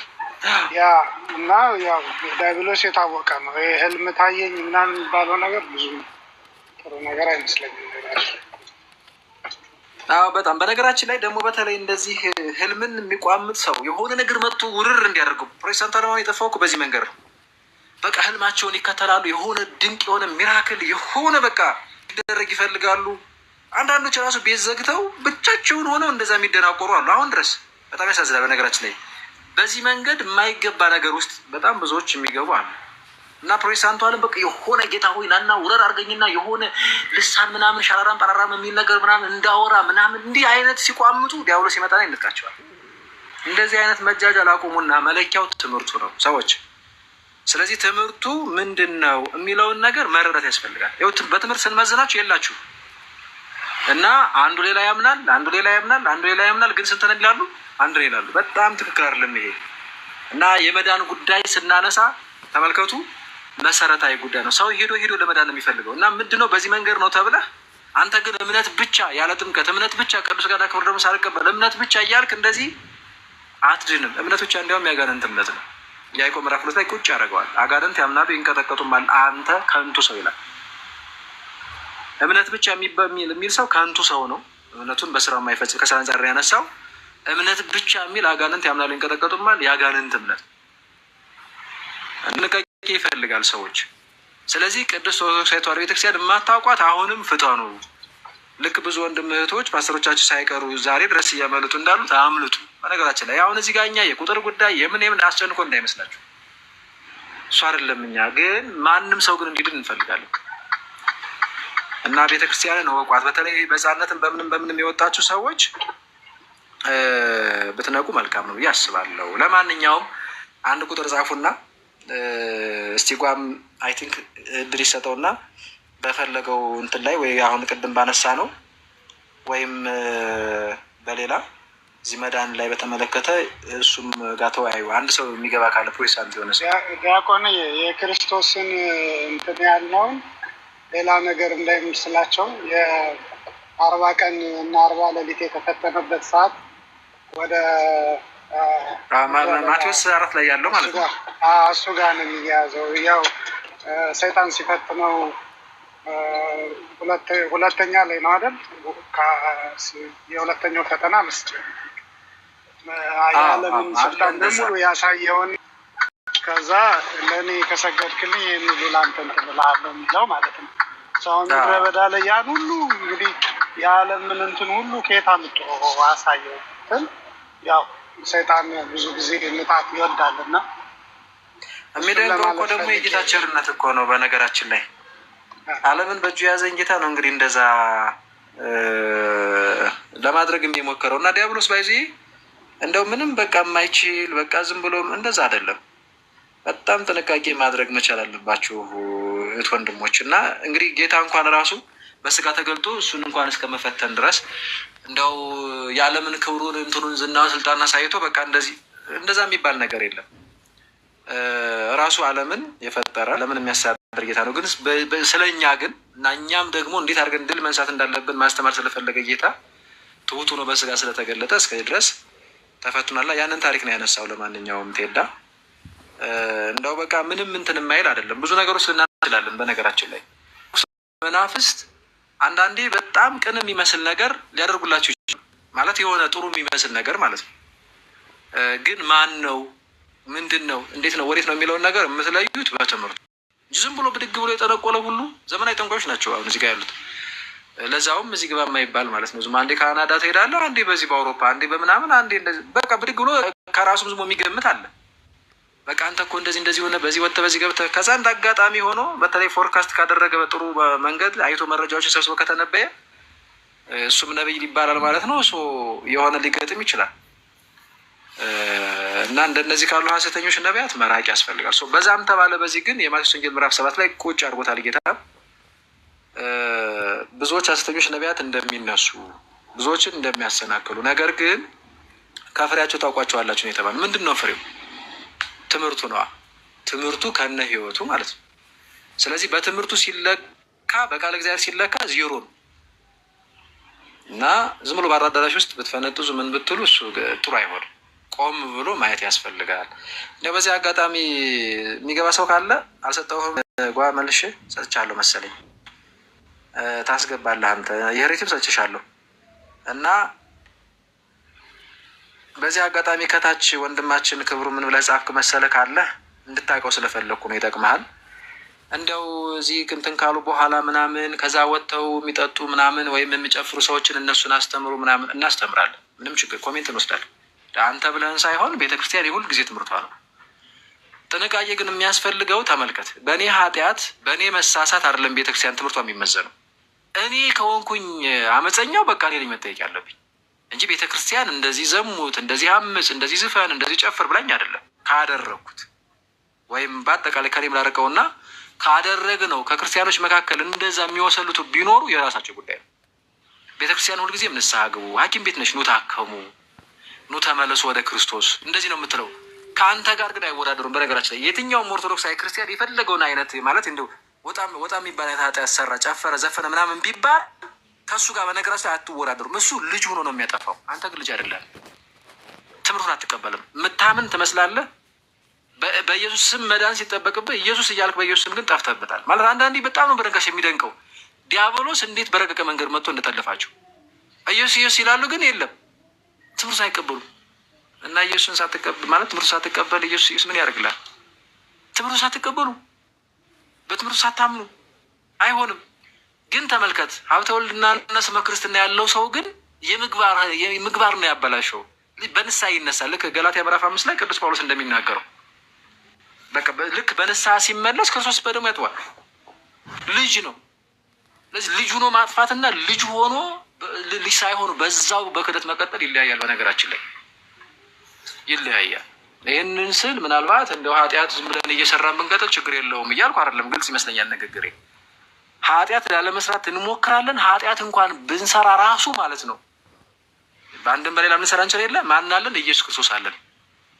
ጠበቃ ብሎ የሚገልጸው ማለት ነው። አንደኛ ዮሐንስ ምዕራፍ 2 ላይ ጻድቅ የሆነው በአብ ዘንድ ጠበቃ አለን ብሎ ቅዱስ ዮሐንስ የሚናገረው ምን ማለት ነው ታዲያ? እሱ እንዴ ሞቶልኝ የለ እሱ ስጋውን ቆርሶልኝ ደሙን አፍሶልኝ የለ የምነጻው በደሙ አይደለ? እንዴት ነው ግን የምነጻው? እናዘዝና አንደኛ ዮሐንስ ምዕራፍ 1 ቁጥር 7-9 እናዘዝና የው ልጅ ስለሆንኩኝ ተናዝዤ ንስሐ ገብቼ ራሴን ለካህን አሳይቼ በክርስቶስ ፊት ተጸጽቼ እመጣለሁ። ንስሐ ገብቼ ወደ ምን ነው እመጣው? ወደ ደሙ። ደሙ የሚጠጣ ነው፣ ስጋው የሚበላ ነው። ያኔ ክርስቶስ ይቅር ይለኛል። ፍቅር ነው። አዩ በቃ እና ልጁነህ ማጥፋት እነዚህ መዛማድ ሆነ ራስክን እንደ ጻድቅ እየቆጠርክ ዝም ብለህ እንዲክበህ ምናምን የዲያብሎስ ብለህ መኖር ይለያያል። በነገራችን ላይ የምግባሩ በጣም ቀላል ነው። እንዲያውም ልንገራችሁ፣ የምግባሩ ቀላል ነው። አሁን አንዳንድ ሰዎች ምንድን ነው መሰላችሁ፣ ለምሳሌ ኦርቶዶክስ እያሉ ተማሩ፣ በዚህ ውጡ፣ በዚህ ገቡ ሲባሉ ያስጠላቸዋል። ሆን ብሎ እኮ ዲያብሎስ እኮ አንዳንዴ ወይም የራሳቸው እንግዲህ የስጋ ፈቃድ እንደዛ የሚያደርጋቸው ሁሉ ዲያብሎስ አልሰጥም። ከዛ እምቢ ብለው የቆዩና ከዛ ልክ በቃ አዲስ ነገር የበራ ምናምን መስሏቸው ያው መንፈሱም ይወስዳቸዋል ምናምን ወደ ባሰው መጀመሪያ በምግባር ያጃጅላቸዋል። ከዛ ደግሞ እንደገና ደግሞ ክርስቶስን ያስክዳቸዋል። እና እዚህ ጋር ትተውት እዛ ጋር የምናገኘው መስላቸው ይሄዱና ከዛ ሱስም ምንም ያስተዋቸዋል። ተውን ይላሉ። ከዛ ራሳቸውን እንደ ጻድቅ እያዩ እንደ ዳኑ እያዩ ምናምን ቁጭ ብለው ድርቅ ብለው ይቀራሉ። አየው ከካድከውማ ክርስቶስን ዲያብሎስ ይተውሃል። የዲያብሎስ ኮንክባይዚ ዲያብሎስ አይታገልህም። ሱሰኛ አድርጎ ከነበረ፣ ጨፋሪ አድርጎ ከነበረ፣ ዘማዊ አድርጎ ከነበረ አንተ በፈጠርከው ክፍተት ዲያብሎስ ልክ ክርስቶስን ስተወው መታገልህን ያቆማል። ዲያብሎስን መታገሉን ያቆማል። የሱ ሆነ አላ የማረከውን ይታገላል እንዴ? ማነው የማረከውን ወታደር የሚታገል? የለም። በዚህ ይሄ አይገባችሁም ብዙዎቹ፣ አብዛኛው እንደዚህ። ከዚህ ውጭ ግን እንዲ አሁን ከሱስ ነገር ምናምን ለመውጣት እንኳን አይደለም ኦርቶዶክስ ተዋህዶ ቤተክርስቲያን በትምህርቷ ሳይኮሎጂ እንኳን ዝም ብለህ እሱን ብትሞካከር እንኳን ነጻ ትወጣ አይደል? እኔ ዝም ስትጃጃል ነው እንጂ ምንም ከሱስ ከምናምን ለመውጣት እኮ ኦርቶዶክስ ተዋህዶ ቤተክርስቲያን እኮ መተው እኮ አይደለም የሚጠበቅበት። ግን ዲያብሎስ አያችሁ ቅን የሆነን መንገድ እንድትወው ያደርግህና ከዛ ክርስቶስ እንድትተኸው ከዛ በኋላ በቃ ምን ችግር አለው? ቅድም እንዳልኳችሁ ፈተናውን ይተዋል ማለት አይታገልም። አልጋ ባልጋ ያደርግላል። ነፍስህን ከያዘ ታዲያ ምን አለው እሱ ከስጋ ጋር? ነፍስህን እኮ መያዝ እኮ ነው ዋናው። በነገራችን ላይ ዲያብሎስ የሚፈልገው አንድ እንግዲህ እኛ በምንፈታት ክፍተት ነው። ያን ያህል ኃይል ኖሮት አይደለም። ግን የሚፈልገው አንድ በሃይማኖት ውስጥ ከሆነ ያለ ነው፣ ትክክለኛ መንገድ ውስጥ ከሆነ ያለ ነው፣ በምግባር የተነሳ ወይም ደግሞ ፍሬ ካለማታችን የተነሳ ትእዛዛቱን ከመተላለፋችን የተነሳ እንድንጠፋ የሌለ ጥረት ነው የሚያደርገው። አንደኛው ይሄ ነው። ሁለተኛ ደግሞ ጭራሹንም ከትክክለኛዋ መንገድ ከትክክለኛዋ እውነት ከኦርቶዶክስ ተዋህዶ እንድንወጣ ነው የሚያደርገው። አየሁ እነዚህን ቴክኒኮች እነዚህን ሜቶዶች ነው የሚፈጽመው ዲያብሎስ። ስለዚህ ፕሮቴስታንቱ ዓለም አሁን ዝም ብሎ ራሱን ቆመ ብሎ ቢያስብ ጥሩ ነው። እኛ ጋም ያለው ምናምን እሱን ለእኛ መቶ ቤተ ክርስቲያን አሁን ደግሞ ትውልዱ እየነቃ ነው ያለት። ግን በነገራችን ላይ ነቢይ ነኝ ብሎ ፓስተር ነኝ ብሎ ኳየር ነኝ ምናምን ነኝ ብላ ጭልጥ አርጋ የምትጠጣ። በነገራችን ላይ መጠጥ ሙሉ በሙሉ ተከለከለ እያልኩ አይደለም። አልተከለከለ። የት አለ መጠጥ አደፍና ጠጡ የሚል አለ እንዴ? አለ እንዴ? የለም። ግን ሰው መጥኖ እንደሚበላው መጥኖ መጠጣት አለበት ነው። መጠጡ ራሱን ሊቆጣጠሩ አይገባም። አሁን ጴንጤ እንዲያውም አልፎ አሜን ነው አይጠጣም ኃጢአት ነው ምናምን ይልሃል። ከየት አግኝተው? እንደዛ ከሆነ ዮሐንስ ወንጌል ምዕራፍ 2 ላይ በእመቤታችን ምልጃ አማካኝነት ውሃውን ለምን ወደ ወይን ጠጅ ይለውጠዋል ክርስቶስ? እንዲያውም በጣም የሚያሰክር ሆነ ይላል። በጣም ማለት ነው። ልትቃወመው ነው? መጠነህ መጠጣት ልክ መጠነህ እንደምትበላው እንስሳ አይደለህም እና ከአንተም ይጠበቃል። ኦኬ፣ ለጤናም ራሱ የሚጠቅም ነው። ቅዱስ ጳውሎስም ጢሞቴዎስ የመንፈስ ቅዱስ ልጁን ጢሞቴዎስን ይመክረዋል አይደል እንዴ? ግን ቤተክርስቲያን አላማዋ ብሉ ጠጡ አይደለም። እንዲያውም ጾሙ ታውት ነው የምትለው። ብዙ ኦርቶዶክሳውያን የማይጠጡ አውቃለሁ የሚሉ አሉ። ወደው ፈቅደው የሚተውት ዕቃ አይጠቅምንም፣ ሁሉ ነገር ተፈቅዶልኛል፣ ሁሉ ነገር አይጠቅመኝም ነው አይደል? እንደዚህ ወደ ፈቅደ የምታደርገው ነው እንጂ አይጠጣም ብለህ እንደ ዶግማ ይዘው ተደብቀህ ደግሞ እየገለበጥክ እኔ አውቄለ እንዴ የሆነ ጊዜ አንዷ ነቢይ ነኝ ይላልና እንዲያውም በቅርብ ጠፋችኝ። እንዳጋጣሚ ተጠፋፋን ትንሽ ተራራቅን ዶኖስ ቆይ እና እዛ ያላግጣል ምናምን ነቢይ ነኝ እያለ ምናምን። ከዛ ግን የሚገርማችሁ ጭልጥ አርጎ ቸርች ሄዶ ምናምን ገልብጦ የሚገባው ቤት ማለት ነው። እንደዚህ እናውቃለን። ባይዞ ግልብጥ አርጎ ነው ጠጥቶ የሚገባው። የሚያደርገውን አያውቅም። በጩቤ ሁሉ እንግዲህ እሷ እኮ አርግዛለች ጸንሳ ማለት ነው። በጩቤ ሁሉ ሊወጋት እኔ አቅልሀይል እንደዚህ ያለ ግን በዚህ አይደለም ሙሉ ፕሮቴስታንቱን እንትን የምለው ተደብቆ ሲጠጣ ስንት እና ማንሻሉን ብትለን ስንት አለኩ። አሁን እንኳን በአደባባይ ይጠጣል መሰለኝ። ስንት ነው ተደብቀ የምጠጣው ወዳጅ? ለራስህ መዶግ ማስቀምጠ ከዛ የማትመራበትን ማለት ነው። መከራ እኮ ነው። በየቤታችሁ ያለው በግን ነው የሚመዘነው ነው። እኔ በዚህ እንደዚህ ባለው አይደለም ሶፍት እያበሉ ምናምን እያልኩ አይደለም በዛ እንትን የምልህ እንጂ ሶፍት ትበሉ የለ አሉ እኮ የሚበሉ አሉ። ሙሉውን ፕሮቴስታንት ግን በዚህ ነው። ትምህርቱን ነው እኛ የምናየው። ትምህርቱ ምን ይላል? አየው ትምህርቱ ምን ይላል? እና እናንተም ራሱ የማትፈጽሙትን አምጥቶ ወደኛ እና ዘፋኝም ኦርቶዶክስ ጠጭም ኦርቶዶክስ ምናምን የምትለያለች ፈሪጣለች። ኖ ሙስሊሙ ጭልጥ አድርጎ ነው እንትን የሚለው። ፕሮቴስታንቷ በቃ ስድብም ሲባል ኦርቶዶክስ በቃ ዲያብሎስ እንዲህ በዛም በዚህም ብሎ የእውነትን መንገድ እንዴት አድርጎ ማሳጣት እንደሚፈልግ የሚገርማችሁ እንዴት አይነት ስም እንደሚሰጠን ልክ ፈሪሳውያንና ሰዱቃውያን ወይም አይሁድ ክርስቶስ ላይ በሐሰት ይፈርዱበት እንደነበሩ ዛሬ ቤተክርስቲያንና አካል የሆነችን ቤተክርስቲያን በሐሰት ይከሷታል። የሚገርማችሁ ግን እንደነሱ ወንበዴ የለም። ሲሪየስሊ ይህ እኮ ይኸውላችሁ ዛሬ አደባባይ ላይ እንትን ብላችሁ እንደዛ እንደምንለው እንዳይመስላችሁ። ነገ በክርስቶስ ፊት እያንዳንዷ ነገር ትገለጣለች። አሁን ዛሬ ከሰሳችኋት አካል የሆነች ቤተክርስቲያን ነገ ክርስቶስ ይቆምላል። ነገ ዋጋ ታገኙበታላችሁ በነገራችን ላይ እና እንደዚህ ካለ ሞቅት አውጡና ትምህርት ላይ እናወራል። ሰው ወንድማችንም እንደዛ አድርግ ለማለት ያህል ነው። አላብዛው።